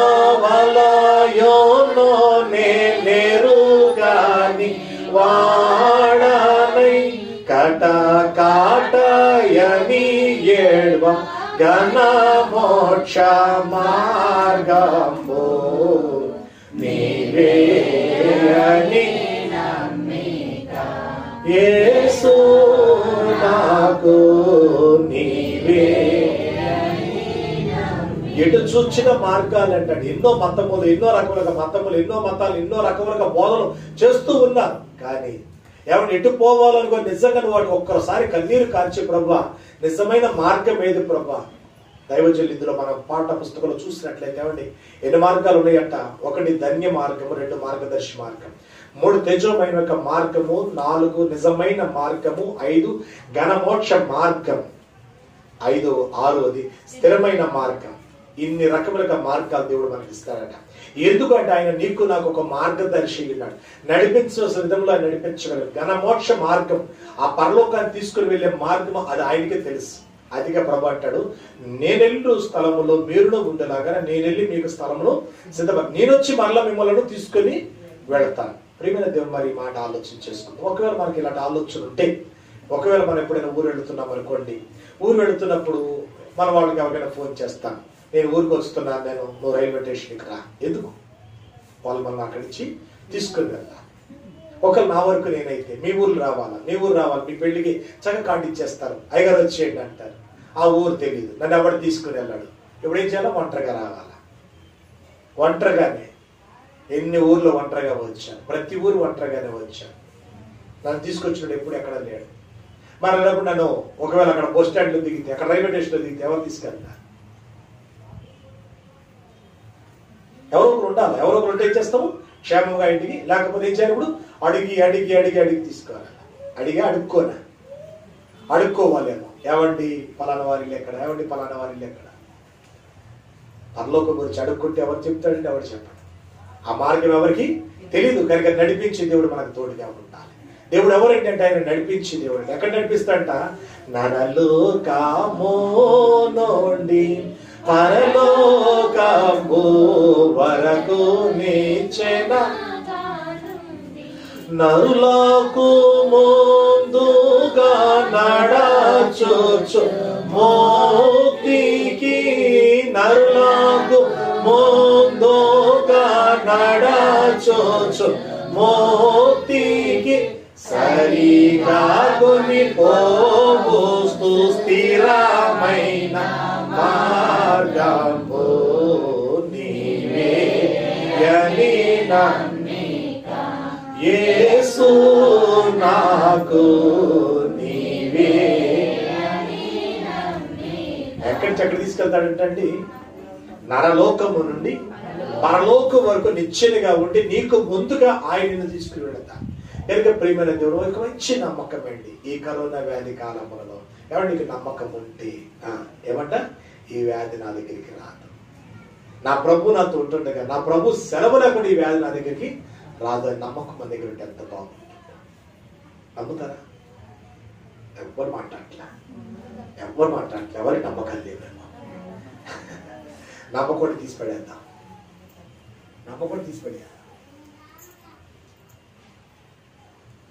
దేని మీద ఆధారపడిపోతాం? గొప్ప శక్తి మొదటి దేవుడి మీద ఆధారపడతామా? ఈ కొట్టముక్క మీద ఆధారపడతామా? నీ నమ్మకం దేని మీద ఉంది? నిజంగా రోగం వస్తే కొట్టముక్క దానికి ఏమైనా కష్టమా? ఏమండి ఈ కొట్టముక్క ఆపేస్తుందా? ఏమి ఆపదండి. ఈ కొట్టముక్క అయితే అస్సలు ఆపదండి. ఏదో మీ తృప్తి కోసం పెట్టుకున్నాను నేను. ఇది మెడిసిన్స్ కొట్టముక్క కాదు కదా, ఇది డాక్టర్ గారు మెడికల్ షాప్లో ఇచ్చిన కొట్టముక్క కాదుగా, ఇది ఏదో తృప్తి కొరకు పెట్టుకున్నాను. ఆ మాస్క్ పెట్టుకున్నాడు అంటాడు పోలీసులు కూడా, చూసి బండి వదిలేస్తాడు. వాడికి ఏం కావాలా? అది నా ఆరోగ్యం ఇస్తుందే కొట్టదా? నాకు ఆరోగ్యం ఇచ్చేది దేవుడు. నన్ను రక్షించేది దేవుడు, నన్ను నడిపించేది దేవుడు, నా కొరకు దిగొచ్చింది దేవుడు, నాకు ప్రోత్సాహపరిచేది దేవుడు. అలాంటి దేవుడు నా పక్షాన ఉండగా అపాయం నాకు ఎక్కడి నుంచి వస్తుంది? ప్రియమైన దేవుని బిడ్డ, 5వది జ్ఞాపకం చేసుకున్నట్లయితే పక్కన అధ్యాయం 15వ అధ్యాయం 25వ వచనం చదువుకుందామండి. 15వ అధ్యాయం 25వ వచనం. అతడు యెహోవాకు మొరపెట్టాడు, అతడు యెహోవా అతడికి ఒక చెట్టును చూపించాడు, అది ఆ నీళ్ళలో వేశారు, తర్వాత నీళ్లు మధురములైన. చాలండి ప్రియమైన దేవుడు. ఇక్కడ కూడా చదివినట్లయితే ఇశ్రాయేలు యొక్క ప్రయాణంలో మార్గంలో వెళుతుండగా వారికంట దప్పిక వచ్చిందంటే, దప్పిక వచ్చిన అక్కడ నీళ్లు కనపడ్డాయి. ఆ నీళ్లు తాగుదాం కదని కూడా కింద ఆ నీళ్లు చేదుగా ఉన్నాయంటే అండి. అపార్థం చేసుకున్నారు అక్కడ. అపార్థం చేసుకొని దారిలో దేవుడి మీద మోషే గారి మీద సరుగుతున్నారట. ఆ సరిగడి మోషే గారు ప్రార్థన చేసి, అయ్యా వీళ్ళకి మంచి నీళ్ళు ఇవ్వంటయ్యా, రుచి కలిగి నీళ్ళు ఇవ్వంట. బాధపడుతున్నారు ఆయన. అమ్మ ఏ నీళ్ళు కావాలంట? ఇంతకీ నీళ్ళు కావాలా, రుచికరమైన నీళ్ళు కావాలా? ఏమండి, ఆ రుచికరమైనవే కావాలి. అందుకని ప్రతి ఇంట్లో కూడా వాటర్ ఫిల్టర్లు ఉంటాయి, మినరల్ వాటర్లు ఉంటాయి. ఏమో ఏ వాటర్లు? ఒకప్పుడు మనం ఎవరమో మరి సత్యవేదం గారు మరోసారి మా ఇంటికి వచ్చిన చరిత్ర అంతా చెప్పుకుంటూ వస్తుంది. ఎక్కడికో వెళ్ళి నీళ్ళు తెచ్చుకునేదంట. మంచి నీళ్ళ కోసము ఎంతో దూరం వెళ్ళి తీసుకొచ్చుకునేదంట. ఈరోజు ఎన్ని నీళ్ళు పారమోస్తున్నారు. నిజంగా ఆ రోజుల్లో మరి నువ్వు బిందుల మీద బిందులు పెట్టుకొని అంత రోజు మోసుకొచ్చావనే భయం నీ దగ్గర ఉంటే ఎన్ని నీళ్లు పారమోస్తావా? ఈరోజు నల్లొచ్చిందంటే చాలు మనకి ఇన్ని నీళ్లు దారంతా కూడా కడిగిస్తున్నట్టుగా వదిలేస్తున్నాం. ఏమి లేక ఏమ్మా సత్యవేద మీరు పడిన కష్టం బాబు శిష్కలకేం తెలుసా బాబుకి? అందుకే నేను బాగా వస్తాను. నీకు కష్టం తెలిసినప్పుడు ఏం చేస్తాము? దాన్ని జాగ్రత్తగా వాడుకుంటాం. పొదుపు తెలియట్లేదు ఈ రోజున. డబ్బు పొదుపు లేదు ఈ రోజున. ఏం చేయాలా? మన బండి ఒక్కొక్కటి బండి ₹1,00,000, ₹1,50,000 బండి, 2 లక్షల బండి. ఎవరు వీళ్ళు? 2 లక్షల బండి ఉద్యోగలేవాడు ఎవరు? కూలి పని చేసుకునేవాడు, మేస్త్రి పని చేసేవాడు. ఎవరు నమ్ముతాడా? నమ్మడు. మరి ఇంత ఘనమైన స్థితి ఎలాగొచ్చింది? వీళ్ళకి మొరపెట్టే అలవాటు ఉంది, వీళ్ళకి ప్రార్థన చేసే అలవాటు ఉందేమో. వీళ్ళు దేవుడి సన్ని ఉంటే అలవాటు ఉంది. దేవుడు ఏం చేస్తాడు? వాళ్ళకి సమృద్ధిని ఇచ్చేస్తారంట.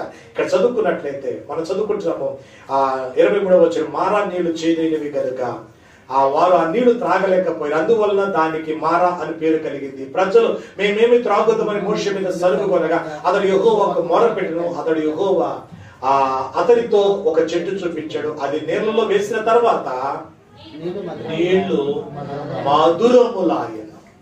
ఏమైపోయాడు? నీళ్లు అక్కడ చెట్టు కనపడుతుంది కదా, ఆ చెట్టు ఏంటో తెలుసండి? యేసు ప్రభు సిలువలో మోసిన చెట్టు అండి. అమ్రాను ఆ సిలువ లేకపోతే, ఆ కర్ర లేకపోతే ఈరోజు నీకు నాకు మధురం దొరికేది కాదు. వాళ్ళకైతే సాధారణ ఒక మధురమైన ఆ చెట్టు కొమ్మ మీద కనబడే నీళ్ళలో వేయగానే ఆ నీళ్ళన్నీ మధురంగా మారిపోయినవి. కానీ నీ జీవితం నా జీవితం మధురంగా మారడానికి యేసయ్య ఏ పట్టుకొచ్చాడు? ఒక చెట్టు పట్టుకొచ్చాడు. ఆ చెట్టుకి ఏమని పేరంటే సిలువ. సిలువే నీకు నాకు రక్షణ, సిలువే నీకు నాకు ఆధారము. ఆ సిలువ ఆయన మోసినందువలన, ఆ మరణం వల్ల మనకి ఏమైందంటే మధురమైన నీళ్లుగా మనకు దొరికినవి. పరలోక రాజ్యం మనం వెళ్ళబోతున్నాం. దేవుడికి మహిమ కలుగును గాక. ప్రియమైన దేవుని బిడ్డలారా, నమ్ముట నీ వల్ల అయితే నమ్మవాడికి సమస్తమును సాధ్యం. కనుక చివరిగా మనం చూస్తున్నప్పుడు 6వది మనం గమనించినట్లయితే 16వ అధ్యాయం 4వ వచనంలో, యెహోవా మోషేను చూచి ఇదిగో నేను ఆకాశము నుండి మీకు ఆహారము కురిపించెదను, వారు నా ధర్మశాస్త్రము అనుసరించి నడుతురో లేదని నేను వారిని పరీక్షించినట్లు ఈ ప్రజలు వెళ్ళి ఏనాటి బత్యం ఆనాడే కూర్చుకోవాలి. మధురమైన నీళ్లు ఇవ్వగలిగిన దేవుడు, ఆ నీళ్లు కావాలని సలహా ఇచ్చిన దేవుడు ఇప్పుడు అంటాడు, నేను విచిత్రమైన ఆహారం వల్ల పోషిస్తాను. ఏంటో విచిత్రమైన ఆహారం? ఆకాశం నుంచి మన్నా కురిపిస్తా. ఆమె ఎక్కడి నుంచి కురిపిస్తాడంట? ఎవరైనా చెట్లవి భూమి మీద మొలిపిస్తా, పైన మొలిపిస్తారా? దేవుడే భూమి మీద మొలిపించాడు. ఆహారం పండాలంటే కింద నుంచే పండాలి, పైనుంచి పండడానికి ఏమీ లేదు, పైన పంట ఏమి లేదు అక్కడ. కానీ ఆహారం ఎక్కడ పంపిస్తాడంట? పైన పంపిస్తాడు. నేను ఆకాశములో నుండి వారికి ఆహారాన్ని పంపిస్తాను. నేను ఆ ఆహారం వారు తింటారు. అయితే తింటున్న వాళ్ళని జాగ్రత్తగా పరిశీలిస్తున్నారు. ప్రియమైన దేవుడు, ప్రభు యొక్క శరీరక్తాలు అందుకుంటున్నాం మనం అందరము కూడా. ఆ ఆహారం నీకు పరలోకుని తండ్రి పంపిస్తున్నాడు. అది భుజిస్తున్నాడు. నీవు దేవుడు నిన్ను పరిశీలిస్తున్నాడు. అది తీసుకునే అర్హత నీకు ఉందా లేదా? రేపు వచ్చే ఆదివారం మన సంస్కారం ఉంటుంది, కానీ తీసుకునే అర్హతల గురించి దేవుడు మాట్లాడు అంటే పరిశోధిస్తున్నాడు, పరిశీలిస్తున్నాడు అంటున్నాడు. నేను వారిని పరిశోధిస్తాను. ఏం పరిశోధిస్తాడు? వాడు ఎంత సంపాదిస్తున్నాడు, ఏనాటి భక్తి మానాడే కూర్చుకోవాలి. అలా కాకుండా కొంతమంది ఏం చేస్తారంటే, ఏమండి, ఎగస్ట్రా కూర్చుకున్నారంట.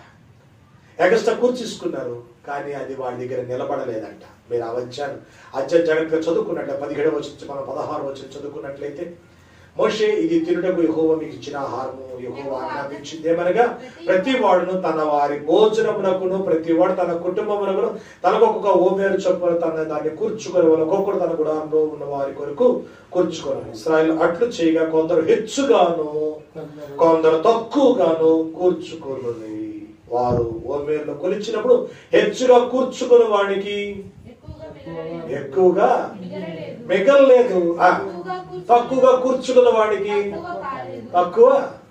వారానికి 2 రోజులు పనికి వెళ్ళినోడు చక్కగా ఉన్నాడు, వారంలో పనికి వెళ్ళినోడు కూడా అలాగే ఉంటున్నాడు. వాడేమి గొప్ప లేడంటే వీడే తక్కువ లేడంటే. ఎందుకు అంటే చెప్పండి, ఎక్కువగా వచ్చిన వాడు దేవుడి దగ్గర ఏమి ఎక్కువగా లేడంటే. మన జీవితం ఎంత అక్కడ బయటపడిపోతుంది, కాలు డబ్బా దగ్గర బయటపడిపోతుంటది. మనం ఎంత మంచి వాళ్ళం, ఎంత భక్తి పనులు, మనం ఎంత ప్రార్థన కలిగిన వాళ్ళము, మనం ఇచ్చే దస్యం భాగాలు చెప్పేస్తాయి. నువ్వెంత దాసేసుకున్నా గాని నీకేం హెచ్చు. మొన్న ఏం చేసిన వాళ్ళు ఎక్కువగా తెచ్చేసుకుని దాచుకున్నారట.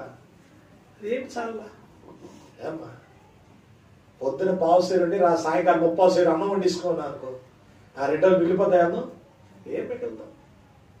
పావు కేజీ చికెన్ తెచ్చుకునే దగ్గర కేజీ చికెన్ తెచ్చేసుకున్నాం అనుకోండి, మిగిలిపోద్దా? ఏం మిగులుతాం? ఏమైపోద్ది? అయిపోద్ది. ఏ పావు కేజీ ఉన్నప్పుడు మరి 30 కేజీ తెచ్చాం కదా, మరి 1/2 కేజీ ఉండిపోవాలి కదా, ఎక్కువ తినేస్తాం. నీకు సంపాదన పెరిగింది, వెచ్చలు పెడతాం ఎక్కువైంది, వెచ్చలు డబ్బు ఖర్చు ఎక్కువైపోయింది, లేనిపోయిన హంగామాలు ఎక్కువైపోయింది.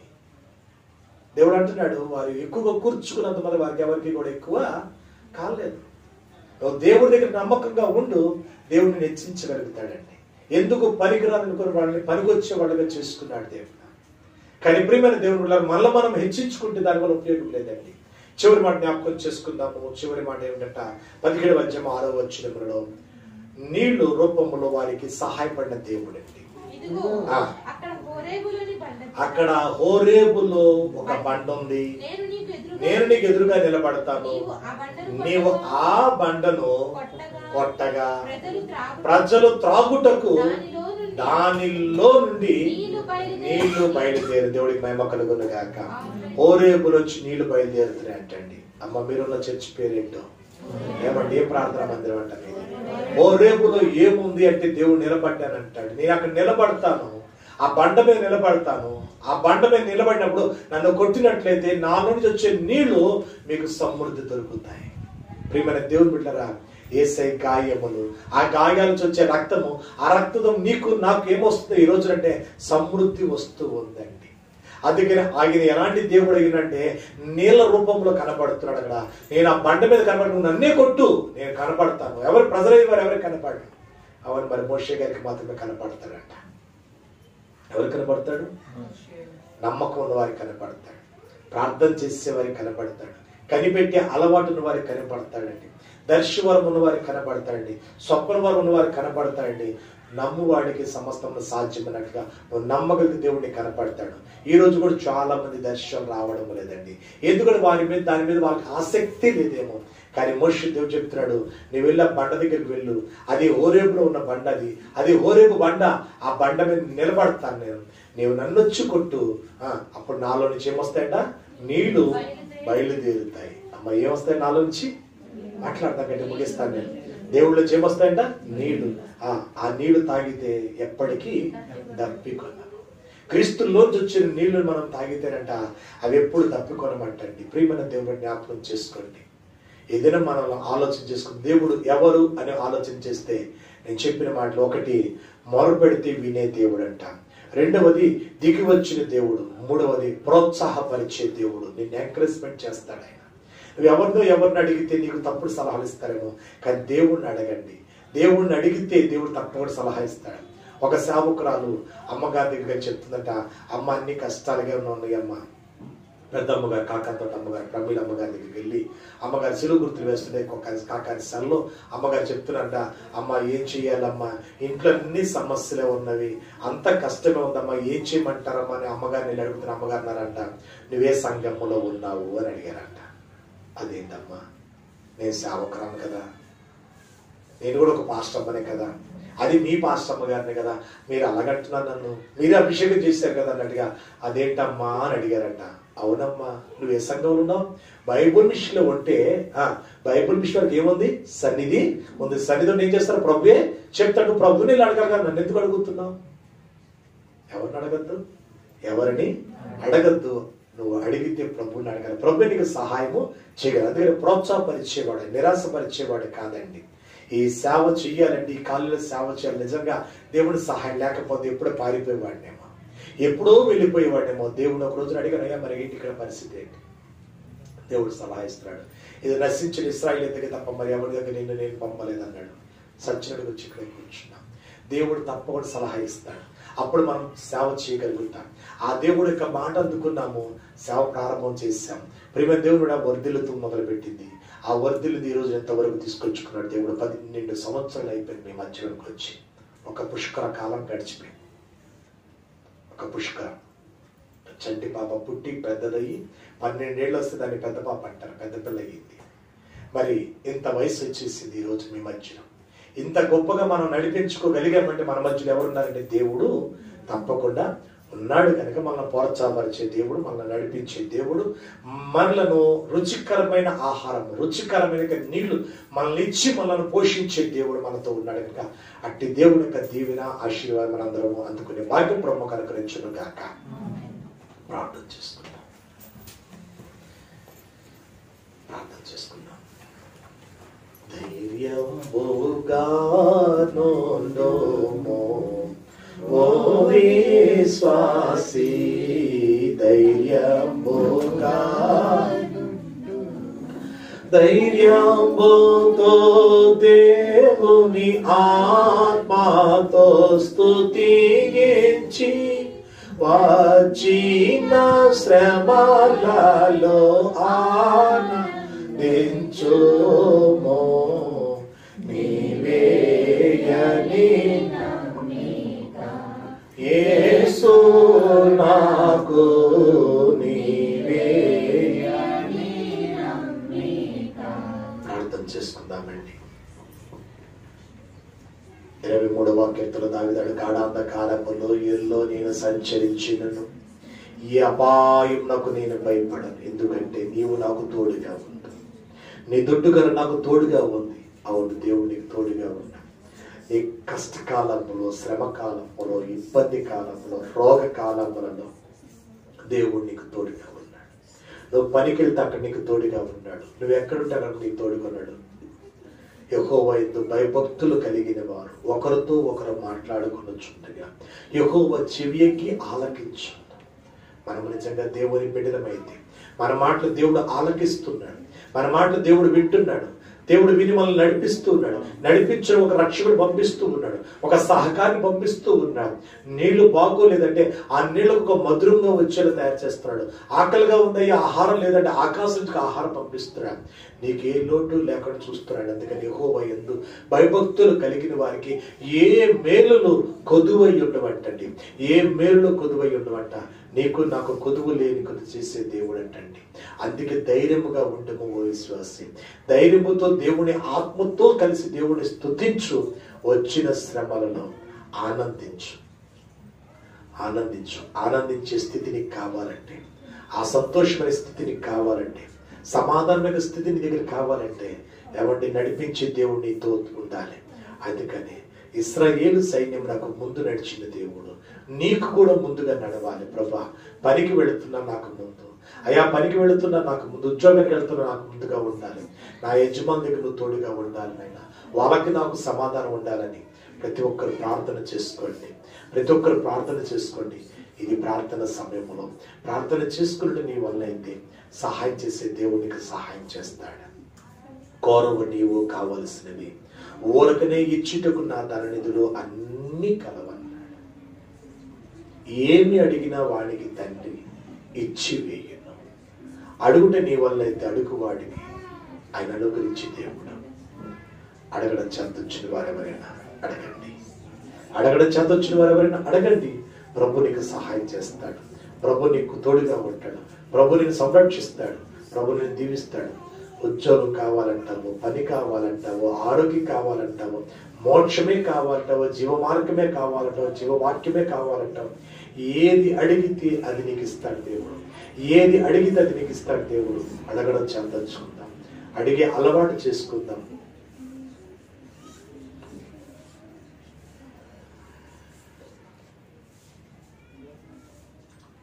ప్రేమ కలిగిన తండ్రి, పరిశుద్ధుని ప్రభావం కలిగిన మా నాయన, నీ నామమునకు వందనాలు, స్తుతులు, స్తోత్రములు చెల్లిస్తూ ఉన్నాం. మహాప్రేమ కలిగిన దేవుడవు, కృప కలిగిన దేవుడవు, కరుణ కలిగిన దేవుడు, రక్షకుడిన దేవుడవు, నడిపించే దేవుడవు, సలహా ఇచ్చే దేవుడవు, ప్రోత్సాహపరిచే దేవుడవు. నాయన అట్టి దేవుడిపైన నీవు ప్రభ మా దగ్గర ఉంటుండగా మాకేమి కొద్దువా నాదుడుండగా అని మా దైవజనులు అంటున్నారు ప్రభా. అవునైనా మాకు ఇంకేమి కొదువు ఉండదు ప్రభా. నీవుంటే మాకే కొదువులు ఉంటాం. నీవు లేకపోతే మా జీవితం అంతా కొదువులే. నీకు తోడు మాకు లేకపోతే, నీ ఆలోచన మాకు లేకపోతే, నీ నడవడికి మా దగ్గర లేకపోతే ప్రభా, నీ హస్తం మా మీద లేకపోతే మాకు అన్ని కొదువులే కనుక ఎదుగో ప్రభా నీ కరోనా కాలంలో అయ్యా ప్రతి వస్తువు రేట్లు పెరిగిపోయింది. ఏది కొనుక్కుందాం మన రేట్లు పెరిగిపోయింది. నాయన ఇలాంటి సమయాలలో ప్రభా నీ బిడ్డలు ఎలా బ్రతుకుతున్నారు, ఏ విధంగా ఉంటున్నారు, నాయన ఏ విధంగా జీవితం ఇస్తున్నారు ప్రభా తండ్రి. నాయన మన్నాను ప్రభా తండ్రి, నాయన ఒక్కొక్క కుటుంబానికి ఇదిగో ఓమేరు చెప్పులు తెచ్చుకుని చెప్పినట్లు నాయన ప్రభా తండ్రి, నాయన ఆశకెళ్ళి కొంతమంది హెచ్చుగా సంపాదించుకుంటూ ఆశిస్తున్నారంట. అది వారికి ఏమి ఎక్కువ కాలేదు. అవును ప్రభా, నీకు ఇవ్వకుండా దశంభాగాలు తేకుండా ప్రభా, కృతజ్ఞత అర్పణలు తేకుండా నాయన ప్రభా, గొప్పల బియ్యాలు తేకుండా ప్రభా నా తండ్రి, నాయన ఏది తేకుండా ఉండేవారు అనేక మంది ఉంటున్నారేమో నాయన. అంత మాత్రమే వారికి ఏమి ఎక్కువ కాదంట. వారికి ఇంకా ఎప్పటికీ ఆ చిల్లు సంచే ఉంటుందేమో కనుక ప్రభా నా తండ్రి, నాయన ఇదిగో ప్రభా తండ్రి మతేశ్వర పాత గిల్లని సంచి అన్నారు. అవును నాయన, ఆ సంచి ఇప్పుడు పాత పడిపోతుంది, ఇప్పుడు నూతనంగా ఉన్నట్లుగా హృదయము అయ్యా ప్రభా తండ్రి మంచి హృదయ ప్రభా మీ బిడ్డలకు ఇచ్చి అయ్యా అందులో ప్రభా తండ్రి నాయన మరి మీరు ఇచ్చివి ప్రభా నా తండ్రి నేను వేసుకోగలిగిన ఆ పాత గిల్లని సంచిలో వేసుకోగలిగినట్టు ప్రభా తండ్రి చిల్లు సంచి బ్రతుకులు కాకుండా ప్రభా నా తండ్రి అయినా అయ్యా వంకర మార్గాలు కాకుండా ప్రభా చెడు జీవితం కాకుండా ప్రభా మంచి స్థితిలో ఉండడానికి మీ తోడు మీ కృపను ప్రభా ఉంచి ఇంకా నువ్వు ప్రభా తండ్రి ఈ దినము ఇంకా మారలేని వాళ్ళు ఇంకా ఎవరైనా కనబడుతున్నారేమో, ఈరోజు నీ మందిరాన్ని రాకుండా ప్రభా కాలయాపన చేస్తున్న వారు ఎవరైనా ఉన్నారేమో, అలాంటి వారందరినీ అసలు అప్పగిస్తూ ఉన్నా నాయన ప్రభా. అనుమానాలతో అవమానాలతో ప్రభా ఇంకా ఎంతమంది ఉండిపోతూ ఉన్నారు. మందిరం వెళ్తే కరోనా వ్యాధి వస్తుంది, మందిరం వెళ్తే వ్యాధులు వస్తాయి, మందిరం వెళ్తే జబ్బులు వస్తాయి, అనుమానాలతో ఇంకా ఎంతమంది రాకుండా ఉండిపోతూ ఉన్నారు. వెళ్ళనివ్వకుండా ఉంటున్నారు. కుటుంబాలు వెళ్ళనివ్వకుండా, భార్యను వెళ్ళనివ్వకుండా, బిడ్డలు వెళ్ళనివ్వకుండా, భర్తలు వెళ్ళనివ్వకుండా ఇంకా ఎంతమంది ఉంటున్నారు. అటువంటి వారందరి విషయంలో నీకు ప్రార్థన చేయొచ్చు. అనుమానం తీసివేసి ప్రభాతని వారికి ప్రత్యక్ష వారి కళ్ళు మీరు కనపడి మాట్లాడి నాయన ప్రభా తన మనోనేత్రాలు వెలిగించి ప్రభాతని రాకడ విషయంలో వారు చూడగలిగిన రాకలిని ఎత్తబడిన ప్రభాతం నీ సన్నిధిలో రాగలిగినట్టు ప్రభావాన్ని నింపి దీవించి మహిమ కీర్తి ప్రభావం మీరు పొందమని రక్షకుడు యేసు పరిశుద్ధ నామములో వేడుకొనుచున్నాము తండ్రి. కూర్చుందాము. స్తుతియో మహిమయో నీకే క్షితికేందివి తాతావై వెలాయో మా దేవా ప్రతి వస్తువును మాకు బహుమతిగా నీచు నీతోడా మా ప్రేమాని కేను చూపుదుము. స్తుతియో మహిమయో నీకే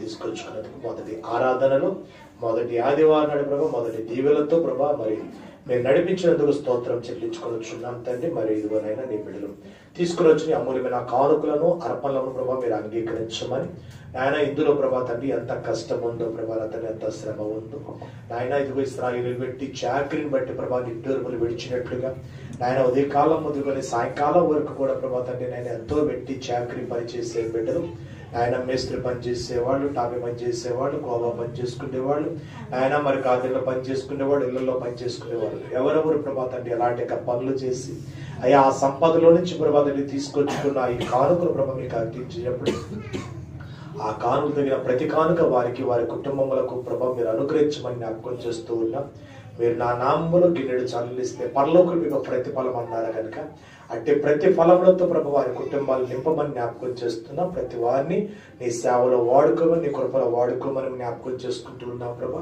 ఈ కరువు కాలంలో ప్రభా నా తండ్రి ఇదిగోనైనా మరి సారేపాతు స్త్రీ ఆయన చెబుతున్నట్లుగా ప్రభా నా తండ్రి నాయన ఆ కరువు కాలం అంతా కూడా ఇహో మమ్మల్ని కాపాడని చెప్పినట్లు నాయన మరి ప్రభా కుటుంబాలు ప్రభా ప్రతి కుటుంబాన్ని కూడా ఈ కరువు కాలం అంతా మీరు కాపాడి సమృద్ధిని సహాయము సహకారం మీరు అందించి దీవించమని జ్ఞాపకం చేస్తూ ఆయన మరి కరోనా వ్యాధి కాలంలో ప్రభా తండ్రి మరి మేమంతా తిరుగులాడుచున్నాం. ఇదిగోనైనా మా హైదరాబాద్ మహాపట్టణం ప్రభా నా తండ్రి నైనా కరోనా వ్యాధి మనుషులతో బహుగా నింపుపోయింది ప్రభా నా తండ్రి కనుక ప్రభా తొలగించమని జ్ఞాపకం చేస్తున్నాం. నాయన ఇది ప్రభా తగ్గుటకు అవకాశం దయచేయమని జ్ఞాపకం చేస్తాం. డాక్టర్ అయిన వారి చేత ఆయన ప్రభాతాన్ని విలువైన ప్రభాన తండ్రి మందులు ప్రభాతాన్ని తయారు చేయగలిగినట్లు ఆ మందుల ద్వారా ప్రభా ప్రజలకి యొక్క తండ్రి రోగము తగ్గిపోయేలాగా ప్రభాతాన్ని మీ సహాయము మీ జ్ఞానము సమృద్ధిని దయచేయమని జ్ఞాపకం చేసుకుంటూ ఉన్నాం. ఇంకొన ప్రభాన తండ్రి నాయన ఎందరూ మొరపెడుతున్న వారందరినీ కూడా మీరు ఆలకించి తగిన కాలమందు నెరవేర్పులు దయచేసుకొచ్చి దీవించమని జ్ఞాపకం చేసుకుంటూ మరి ప్రత్యేకించిన తండ్రి ఇది గోపాల ప్రాంతంలో ఉన్న షకీనాని బిడ్డ నీ అసలు అప్పగిస్తూ ఉన్నాం. దీవించి ఆశీర్వదించండి నాయన. బిడ్డ ప్రభా నా తండ్రి నాయన జ్వరముతో ప్రభా గత వారం రోజులు బట్టి బాధపడుతుంది కనుక అయా బిడ్డలకు ఎలాంటి అపాయములు రాకుండా కాల్చి కాపాడుచు దీవించి మహిమా కీర్తి ప్రభావం మీరు పొందమని కృప చూపించమని కృప కలిగిన యేసు పరిశుద్ధ నామములో అతి మిక్కిలి వినయముతో వేడుకొనుచున్నాము తండ్రి.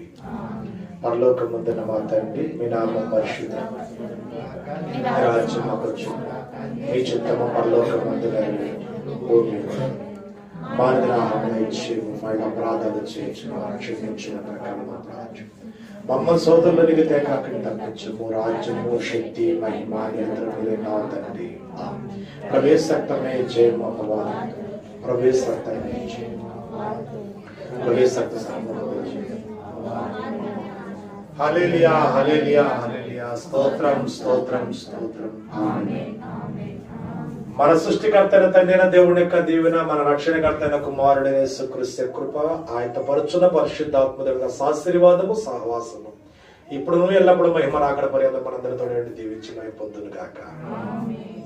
నీకును నీ సంఘమునకు నిత్యమును జయము జయము నీకును నీ సంఘమునకు నిత్యమును జయము జయము రక్షకా నా వందనాలు శ్రీ రక్షకా నా వందనాలు.